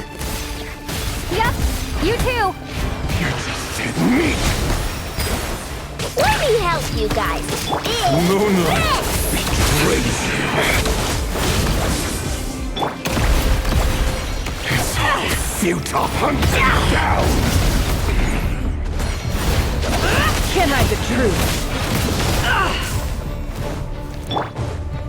Be silent. Hunt them down. Observe.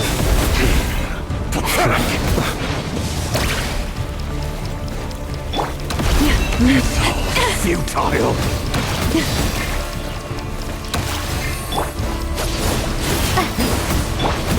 Close your eyes. Keep your distance. The moon Fear the dark. Praise you. Move. Branches a song. It all adds up. It's all futile. Observe. Night falls. Moonlight betrays you. Close your eyes. Pathetic. Hunt them down. For the everlasting forest, receive my blessing. Seek within. No more lies. Water jet!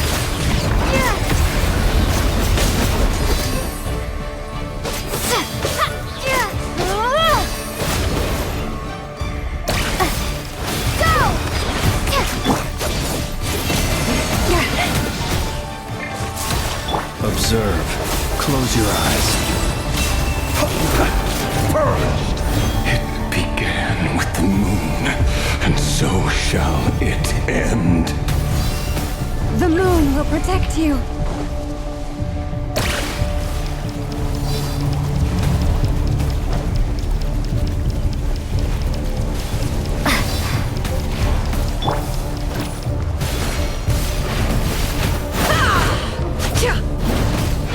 Can't hide the truth. Do you see now? Branches a song. From here, when will it be as you foretold?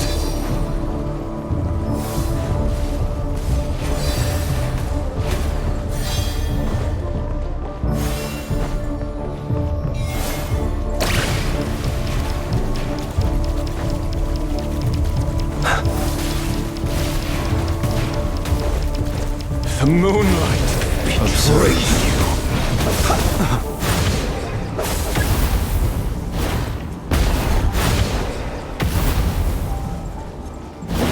Your foul spirit is not welcome here.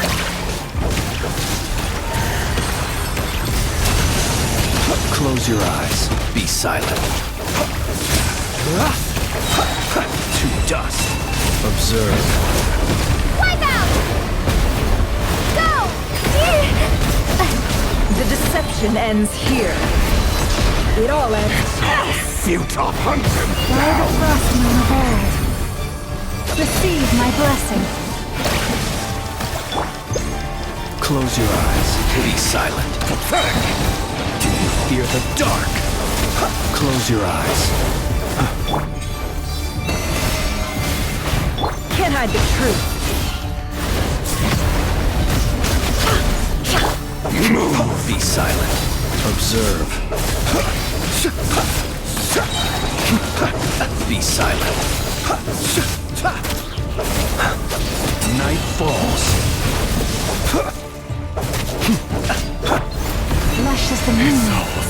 shall hunt him down! The moonlight! Move! It all adds up. Pathetic hunt him The mystery down! unravels. Are you quite finished? Observe. The moon is all futile. Night falls. Be silent. Night falls.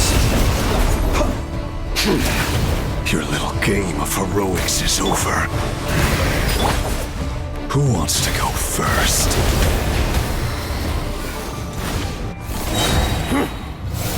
No.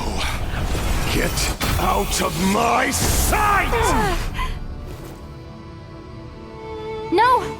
We've been In my separated. grasp. You okay? Nefra, where are the others? Stuck outside the barrier. I guess he really doesn't like us. Before, knowing too much is always a death sentence. Be careful what you wish for.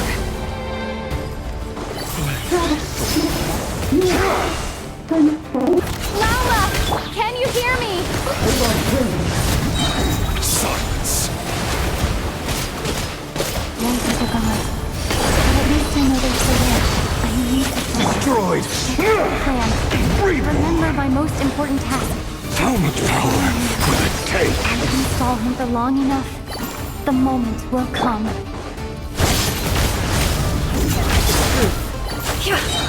Seek within.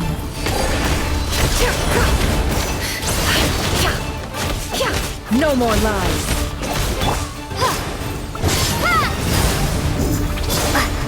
Your death is within my grasp.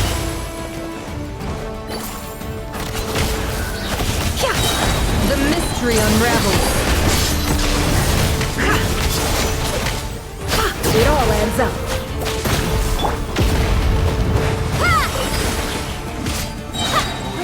Bombs away!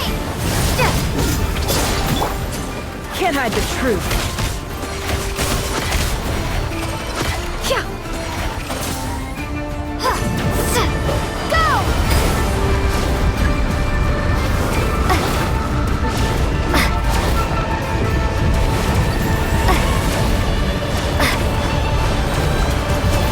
Water jet!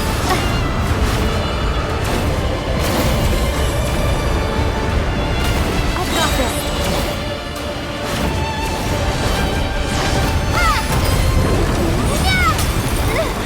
The shield's broken. Is within my grasp. Don't push your luck.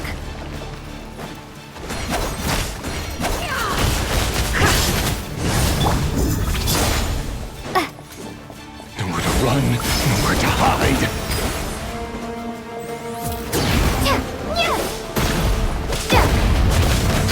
Can't hide the truth.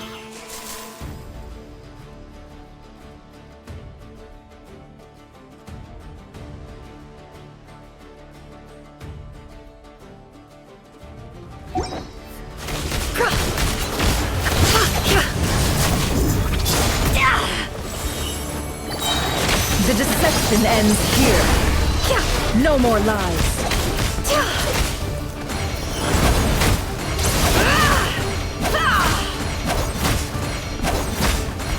It all adds up.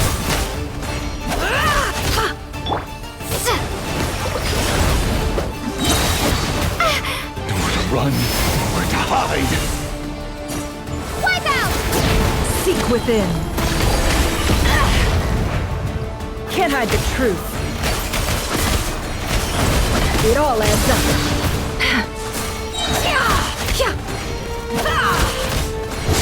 Can't hide the truth.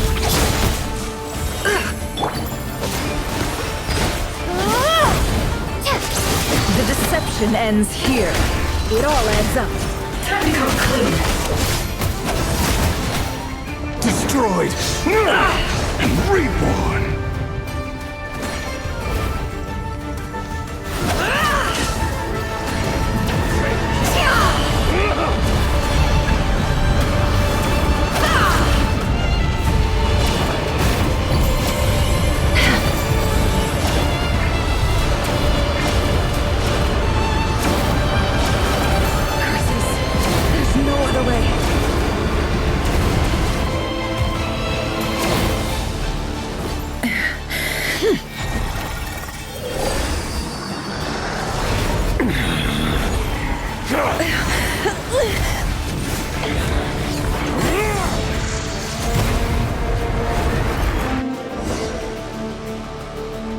The only way to defeat Rarer is to borrow his own power. That means Columbina will have to disappear while you two bear the brunt of his attacks. You have to hold on. Find a way to keep him focused on killing the two of you.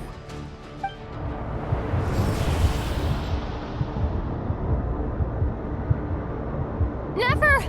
Your eyes are bleeding. Soon you will be powerless to resist. And then, I will reduce you to dust. But that dust will plague your memories. Come on, keep holding on. Any other tricks up your sleeve? Let's see them. As entertaining as they are. You've backed yourself into a corner. You don't fool me. I see your fear clear as day. I have to stoke his rage. Make him unleash everything. You fear what you could never defeat. You fear the thought of never being able to save your beloved. You cannot win the fight against fate, Rarir. Is that what you think? Well, now it's your turn to feel afraid!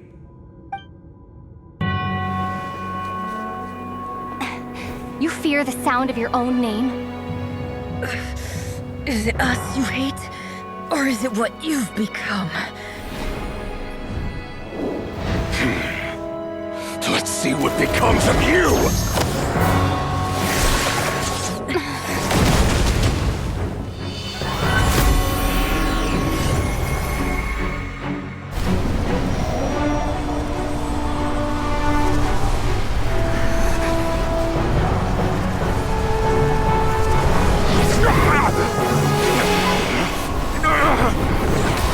What's happening?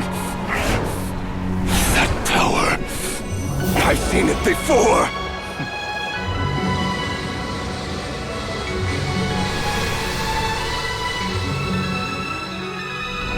His power is on another level. We'll need to use an alchemical array to convert his power into a usable form. Then quickly channel it into Columbina, rendering her powerful enough to compete with him. I'll join you. I can help. If I release enough abyssal energy into a confined space, it'll create a potential difference, allowing us to extract a huge amount of elemental energy. Next, I'll synchronize with everyone's minds using Pyro, then give you temporary access to their abilities and fields of view. But it won't last long. Can you see? Well enough.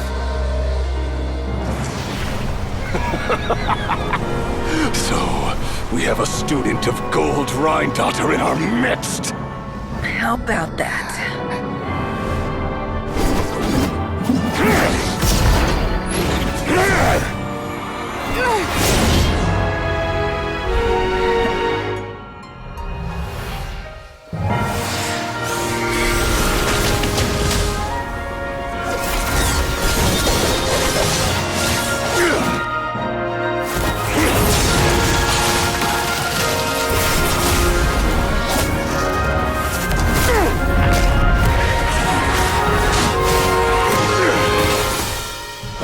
You use my own power against me? Just like how you stole Kuvaki. Look familiar?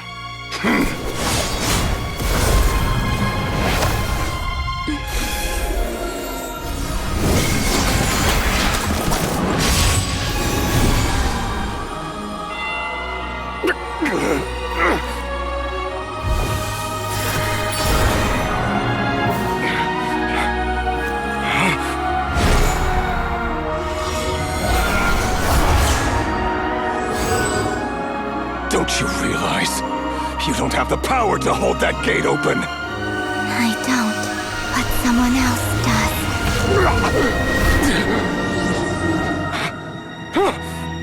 Goodbye, Rarir.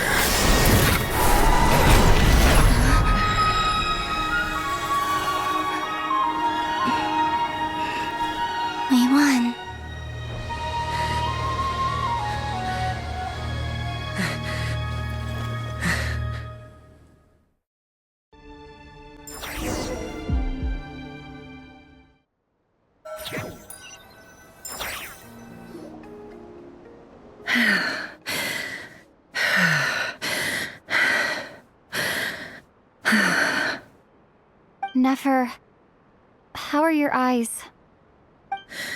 They're fine. Apart from the blindness, of course. It's not too late. Let me handle it.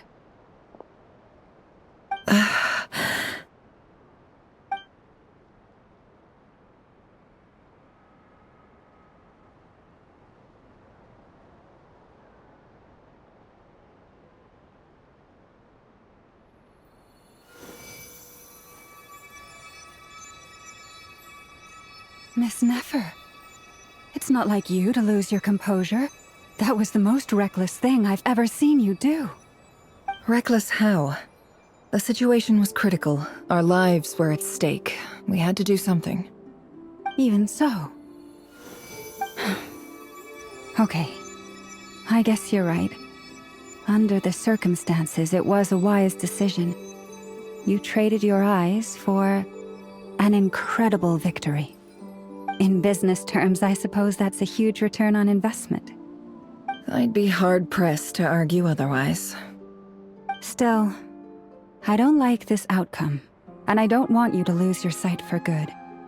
People suffer when they make sacrifices they shouldn't have to make, whether that means faith, strength, or in this case, your ability to even see. I had hoped you could win without sacrificing so much as a single hair on your head. Thank you. Really. All done. Don't try and open your eyes just yet. We'll see how you're doing in a couple of days. Until then, please follow your recovery plan to the letter. I'll send full details through Yehoda. For now, just get yourself home, relax, and rest. My dear friends, we have fought bravely and achieved a spectacular victory. A dark cloud has been lifted from the skies of Nod-Krai. All in this land will be grateful for what you have done. The moon will remember this day. Thank you both.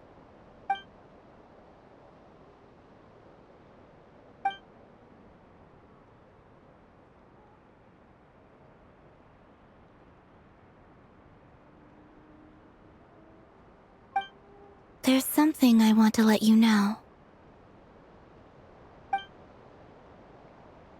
What is it? When Durin connected everyone's minds so I could access their powers, I also... And since Nefer's eyes were injured, my eyes are hurting now too. Huh. Hold on. Let me try. I only feel the pain. There's no actual damage. I just thought I should tell you. You're right. There's no damage. That's a relief. But I must say, I'm surprised to hear the Kutar share something like this with me. In the past, you never used to open up about yourself. Things are a little different now from how they were. I'm learning to share how I truly feel with my friends. Friends? You have no idea how glad I am to hear that.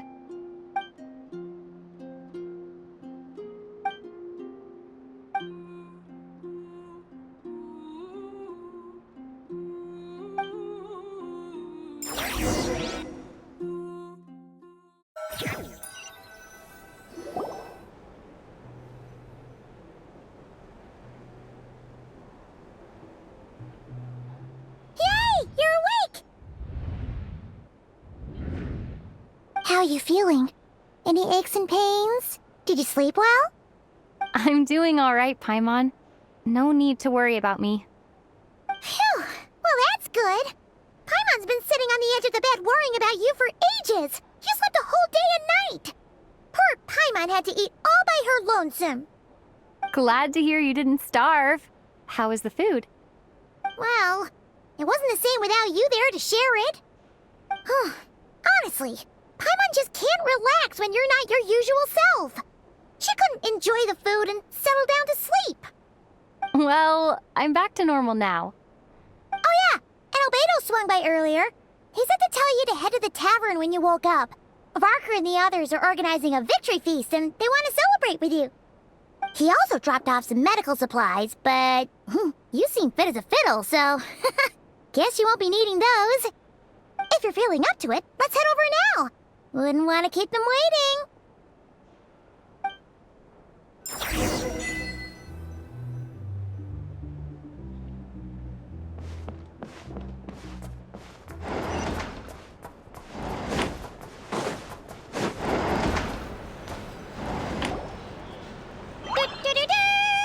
We're here!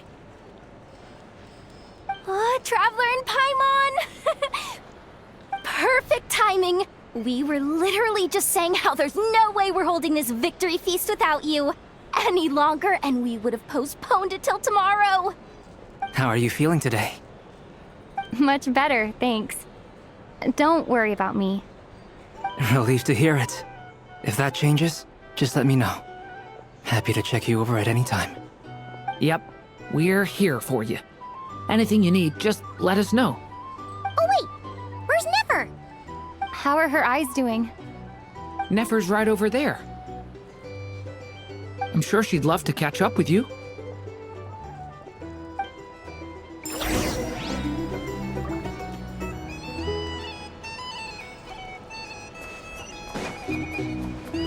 Our drink recommendations? Well, for starters, I recommend... Traveler, Paimon, are you recovering well? Turns out that moon chanter has some real talent after all. My eyes were mostly recovered after just a couple days' rest. I can actually open them again now. Yeah, but you gotta be careful. Lauma says not to strain your eyes while they're still healing. Yes, thank you. I'm well aware. Yehoda, could I borrow you for a moment? I could do with an extra pair of hands. Oh, sure. Coming. Did you hear that? I gotta go help Lauma for a second. You guys chat among yourselves. I'll grab us some drinks on the way back. Paimon, you still like 'em sweet? You bet. Make it extra sweet, because Paimon's earned it. Sure thing.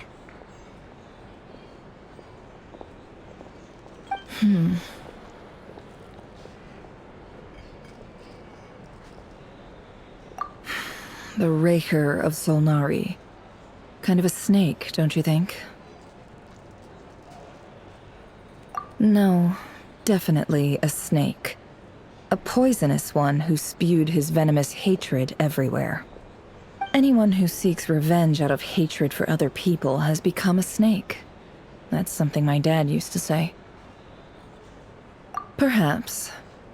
I'm sure it sounds like a very wise and open-hearted perspective to your ears. But me? I think hatred is a perfectly justifiable emotion. What else is left when everything you depended on in life gets stripped away? Something's gotta fuel that drive to keep on living. If you're worried about me, you can nip that in the bud. I'm not someone who gets stuck in the past. It's just... I suddenly feel like I was wrong to call my father a liar. He was just a fool. That's why the Academia turned their back on him, and why the other tribes ganged up on him.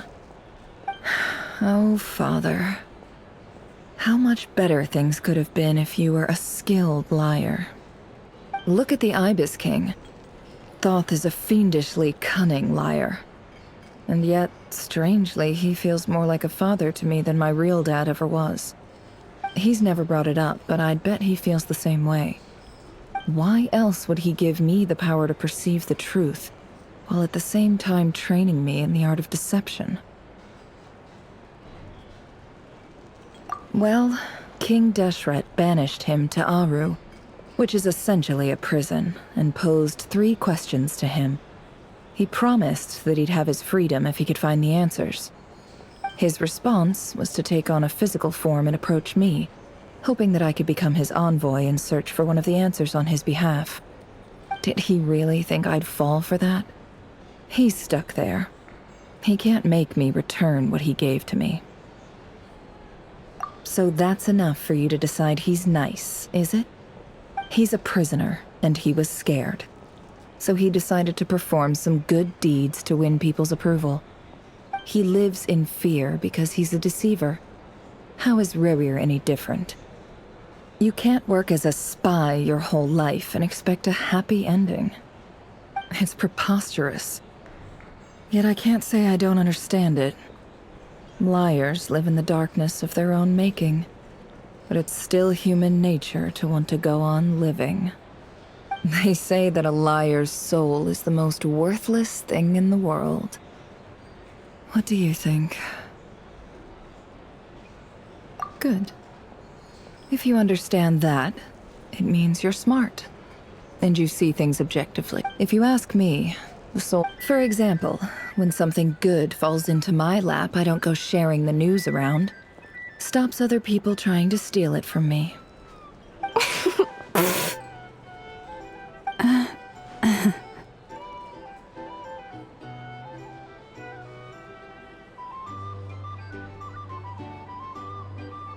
So be it. They have sharp ears. I can't keep anything from them. Wow, is that what it looks like? Well, you all know my past now.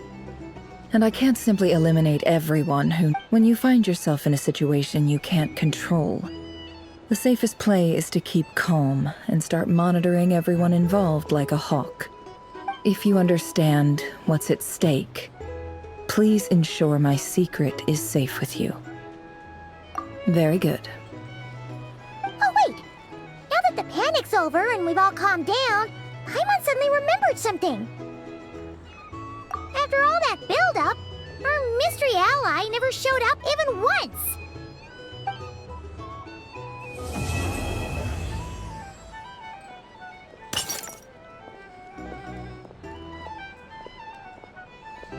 Huh? Am I imagining things?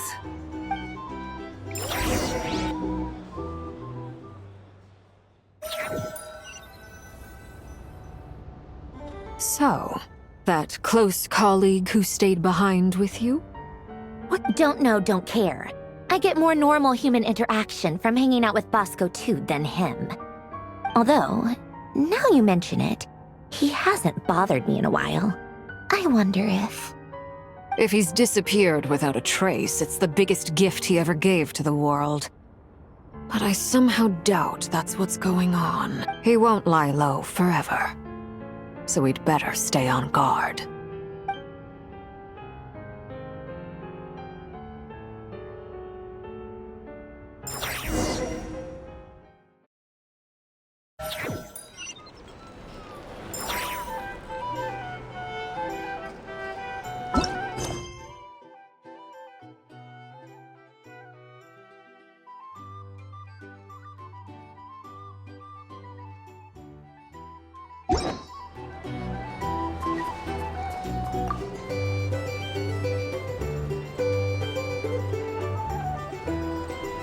Ah, Lord Sangama Bay. How lovely to see you. I must thank you for the device you provided. It was an enormous help. Would I be right in thinking that it was developed by the Academia? Why come and ask me when you clearly know already? I mostly came to thank you. That's more like it. A little gratitude goes a long way with Lord Sangama Bay. Play your cards right, and you might even stand a chance of becoming my long... The chance to work with such a kind and charitable investor as yourself would be a great honor for the curator. Huh? Charitable? Who said anything about charity? First time hearing about it. Let's see. Stop! What do you think you're doing? Exposing my investment history! It's nothing to hide from. They're all perfectly legitimate investments. And some of the land you purchased was with the intent of building a sanctuary? Yes. How did you... You're a curious case, Lord Sangama Bay. You don't like people finding out about your good deeds, do you? But I'm afraid no matter how hard you try to keep things under wraps, where there's a will, there's a way. You did it for Sumeru. didn't you? It was empty land that was gonna go to waste otherwise. I figured if I built something there, it might at least get some use in an emergency. Disasters are capricious things. They strike without any warning. I've lost family to a disaster before, and I don't want to lose any friends or business partners if I can help it. My elder sister used to dream of finding a sanctuary. Somewhere with plenty of food, water, and medicine. Where everyone... It was something I looked into. But after discussing things with the Dendro Archon, I decided on a more effective strategy. The tech people handled the tech. It's a pity that so few people know the truth about you. Everyone says that you view everything in terms of Mora and... So? What's the problem with that? Everyone wants to be rich. It's human nature. But surely you have dreams of your own beyond just making Mora. You don't get it, do you? My dream is to invest in other people's dreams. And, you know, make a nice little slice for myself along... Just thinking about it makes me happy. That sweet, sweet sound of Mora. Thank you. For the device? And the pendant. Oh, that. I was just returning a favor. Don't worry about it. Seems like we've both been away from home for a very long time. Yeah. So long that I barely remember what my family even looked like. That would be your mother, father, and sister? Yeah, though it's been years since my sister passed away. It's not like I want to forget them, obviously, but memory can be even more ruthless than the most calculating business person. Beyond a certain point, if something isn't helping you, it just gets rid of it. My sister can't help me now. Slowly but surely, her face is fading from my mind's eye. It's become a vague impression. Not everything will fade. When loved ones pass away, the beautiful memories are the ones that last the longest. Yeah, that's true. If you ask me, that's the one silver lining in all of it. Well, that, plus, I'm sure that life is much better now than it was back then. Oh, absolutely. I have tons of Mora, a big beautiful house, business is booming, and I'm as happy as can be. You've got a lot going for you too. Boss of the Curatorium of Secrets? I'm sure there's plenty of Mora to be made in that line of work. I appreciate the vote of confidence.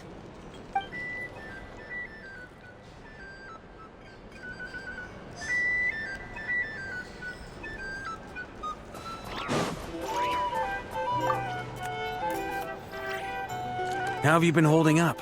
Any adverse reactions? If you start to take a turn for the worse, make sure you tell me right away. You don't need to worry about me, Grandmaster. I'm fine. I mean, I barely did anything, so... What? You're too humble, young man.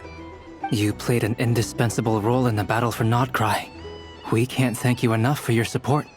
Sometimes, when people praise you, it's because you deserve it.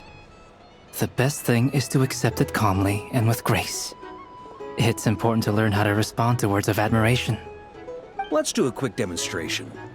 Albedo, that was an incredible feat of alchemy. The pressure was on, but you worked flawlessly at lightning speed to get the job done.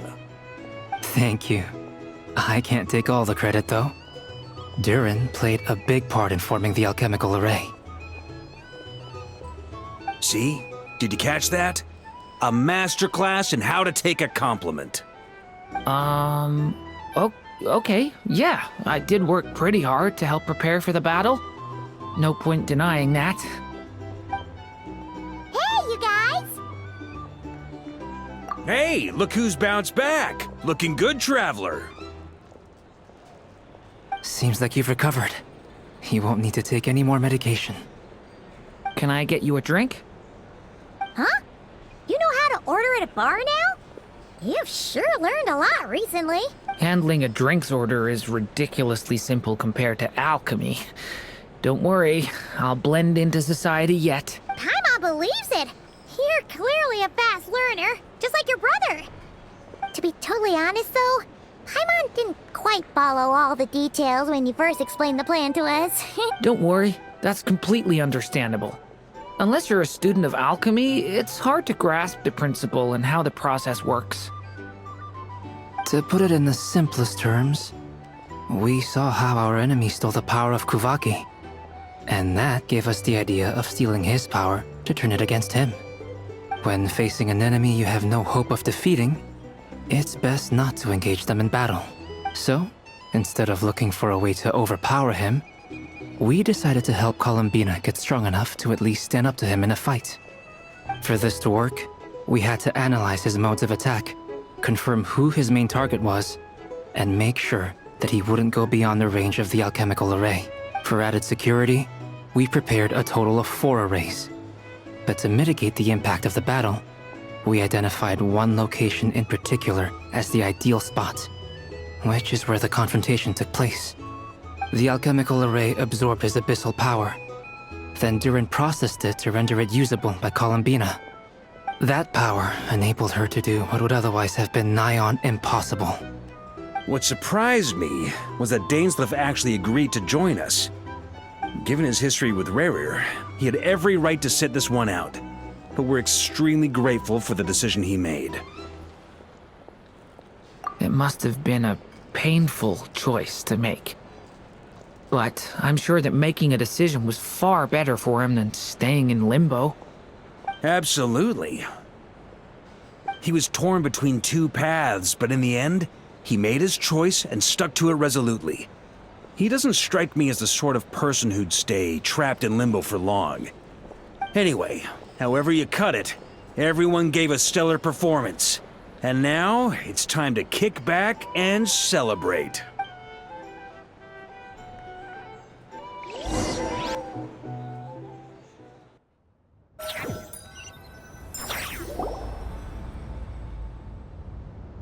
That's the only reason you're here. Yes. I've thought a lot about it. And I've realized that you, me, and Arlecchino should be friends. I think this is very important. So I felt I had to come and tell you. Well, this is a new one. I'm so moved. I can't even hold my teacup. If that's all, you can leave now. Do you not want to be friends with me? Or is it that you prefer being co-workers? What is this, Columbina? Are you deliberately testing my patience threshold? Right now, my politeness module is active. But if you say another word, I swear I'll shut it down. If your politeness module was active, wouldn't you say the word please at some point? Polonia, please see Lady Columbina to the door. Will you still invite me to your next tea party? What? Yes, I think you will. Bye-bye, dear Sandrone.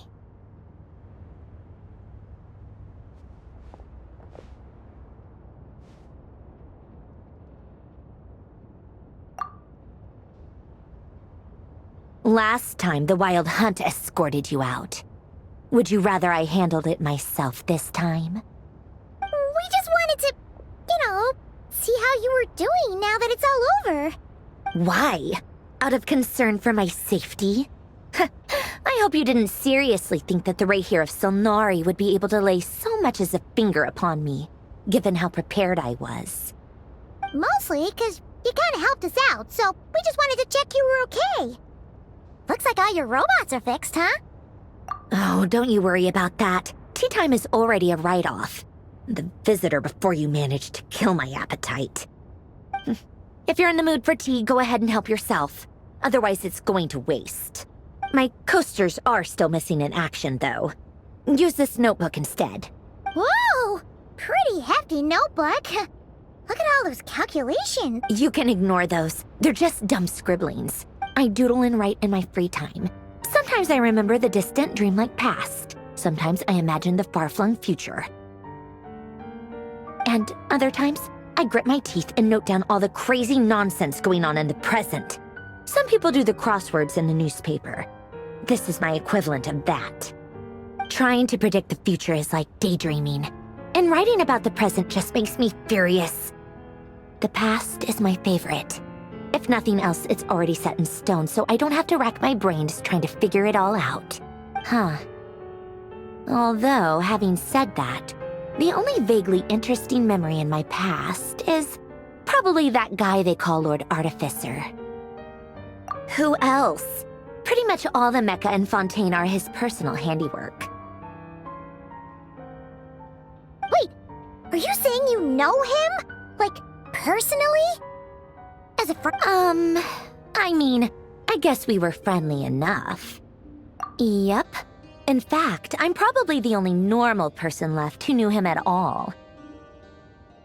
We used to chat occasionally back when he was still around. Before he passed away, he asked me to destroy all his manuscripts. I honored his request, but I did read through everything first before destroying them. I mean, I couldn't let the genius of Lord Artificer Alain Guillotin disappear like that. Would have been such a waste. So, that's where the formula's in your notebook are from? I just told you. Those are my equivalent of crossword puzzles. They're just dumb formulas that I solve for fun when I'm bored. Alain's work was like epic poetry. The formulas in my notebook are just silly little riddles in comparison. Not that there's anything bad about them. I mean, at least, solving those riddles isn't going to hurt anyone. Except me, 'cause I lose a few brain cells in the process. Anyway, while we're on the topic, I might as well tell you about what happened to him and his friends. Alain Guillotin had two close buddies, René and Jacob. They spent their childhood years together in the Narzissenkreuz Institute. They were all quite competitive, so there was some rivalry between them, but it was a friendly rivalry. But beneath the friendship and the rivalry ran something deeper, a sense of nostalgia for the past. Unfortunately, childhood would end, the prophecy would come true, the apocalypse would arrive, and the future would never be. A mad dream that would normally only capture the minds of lunatics began to take root in their hearts. A dream of saving the world. And if René and Alain had been people of lesser wits, that dream would probably have ended up as something for them to joke about in their older years. But alas, they were some of the sharpest minds around. They nurtured that dream with the full power of their intellect. The first of them to fall under its spell was René. Against Alain's wishes, he persisted in experimenting on a mutual friend of theirs to try and save their life. Alain did not approve and parted ways with René. It's complicated. Alain wanted to believe that René only did what he did for the sake of their friendship. But when he told me about what happened, I could tell he still had some suspicions about René's motives.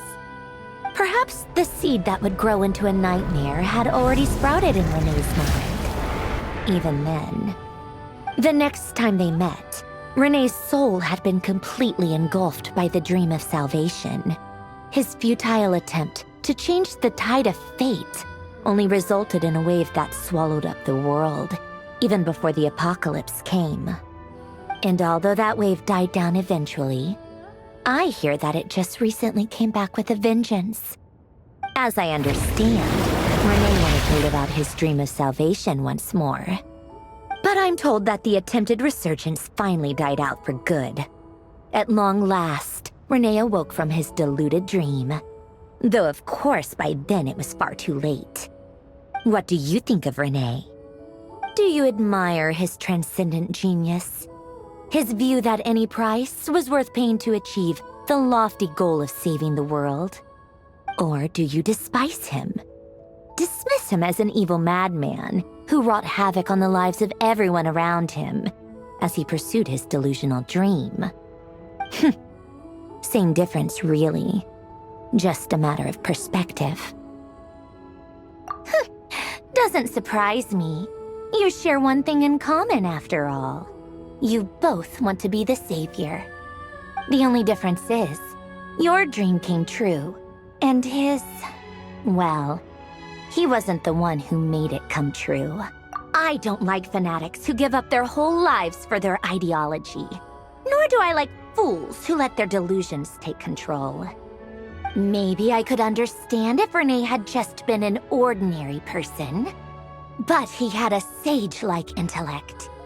and still managed to get himself lost in the labyrinth of his own desires. Anyway, that's enough about Renee. Now, moving on to Alain Guillotin, the Lord Artificer. He managed to put a stop to the first storm whipped up by Renee. But after that, Alain lost his friends and family. To his credit, I suppose, the loss of his family and friends was purely a tragic accident. It's not like Alain sacrificed them for his cause or anything. After that, the only thing supporting his work was the same dream that had dragged his closest friend down to the abyss. But although the desire to save Fontaine drove him to found the Fontaine Research Institute, Alain continued to reject any form of transcendental knowledge or power. He was suspicious and fearful of it, having seen the way it had affected his closest friend. I think that formulas and machines derived solely from human intellect were the only thing that gave him a sense of spiritual comfort. Yet Alain's intellect was simply too great. It barely left him space to breathe in his lifetime. Once he realized that the end of his life was approaching, he finally accepted the truth. The Nod-Krai Institute needed someone, and a human being, to see its story through to the end. He quit working on his formulas, trading them in for the fairy tales that had played such a formative role in his childhood, but which he barely touched in his adult life. He told me that the director of the Nod-Krai Institute used to read those fairy tales to the children as bedtime stories. Apparently, they worked wonders at sending kids off to sleep. I think that all he wanted at that time in his life was to be able to sleep deeply without being plagued by depression. At the very end, he laid down to rest in the ruins of the former Nod-Krai Institute orphanage. Many years after that, tensions over competing dreams would once again cause a rift, this time between members of the Fontaine Research Institute. But the actions of those fools had nothing at all to do with Alain. And that is the story of two people from the Nod-Krai Institute who both wanted to save the world. One went all in on his fantasy of salvation without ever looking back, and ended up calmly sinking to the bottom of the deepest sea. The other sought desperately to burn bright in his life, even though he wasn't sure where he was going. I do sometimes wonder, why is it that people like them have such grand hopes of saving the world? Even the grandest tree starts as a tiny seed. So perhaps, for each of them, their mission to save the world began with a very simple desire: to save themselves. They were young children with friends and family who mattered to them, desires to explore the meaning of life, ambitions to have a successful career. They didn't want to see all of that taken away in one fell swoop. Or maybe they just wanted to find something to anchor themselves within the chaos, to stop them getting quietly swept away by the storms of life. But instead, the search for their own salvation took them down the rocky road laid out by fate. Do you think the desire to save oneself is enough of a justification to try and save the world? The way you said that sounded just like Alain. I asked him the same question back when he was in his prime, putting all of his energy into his work. He gave the exact same answer as you did. No elaboration, just a quick short answer before getting right back to his work. He was always that way. All right, tea time's over. I owe Arlecchino a favor for telling me these stories. I'll have to bring a whole sack of gifts the next time I visit the House of the Hearth. I'm gonna go tinker with Polonia now. You guys can do whatever you want, as long as it doesn't involve interrupting me. Polonia, exit hibernation mode. Begin diagnostics.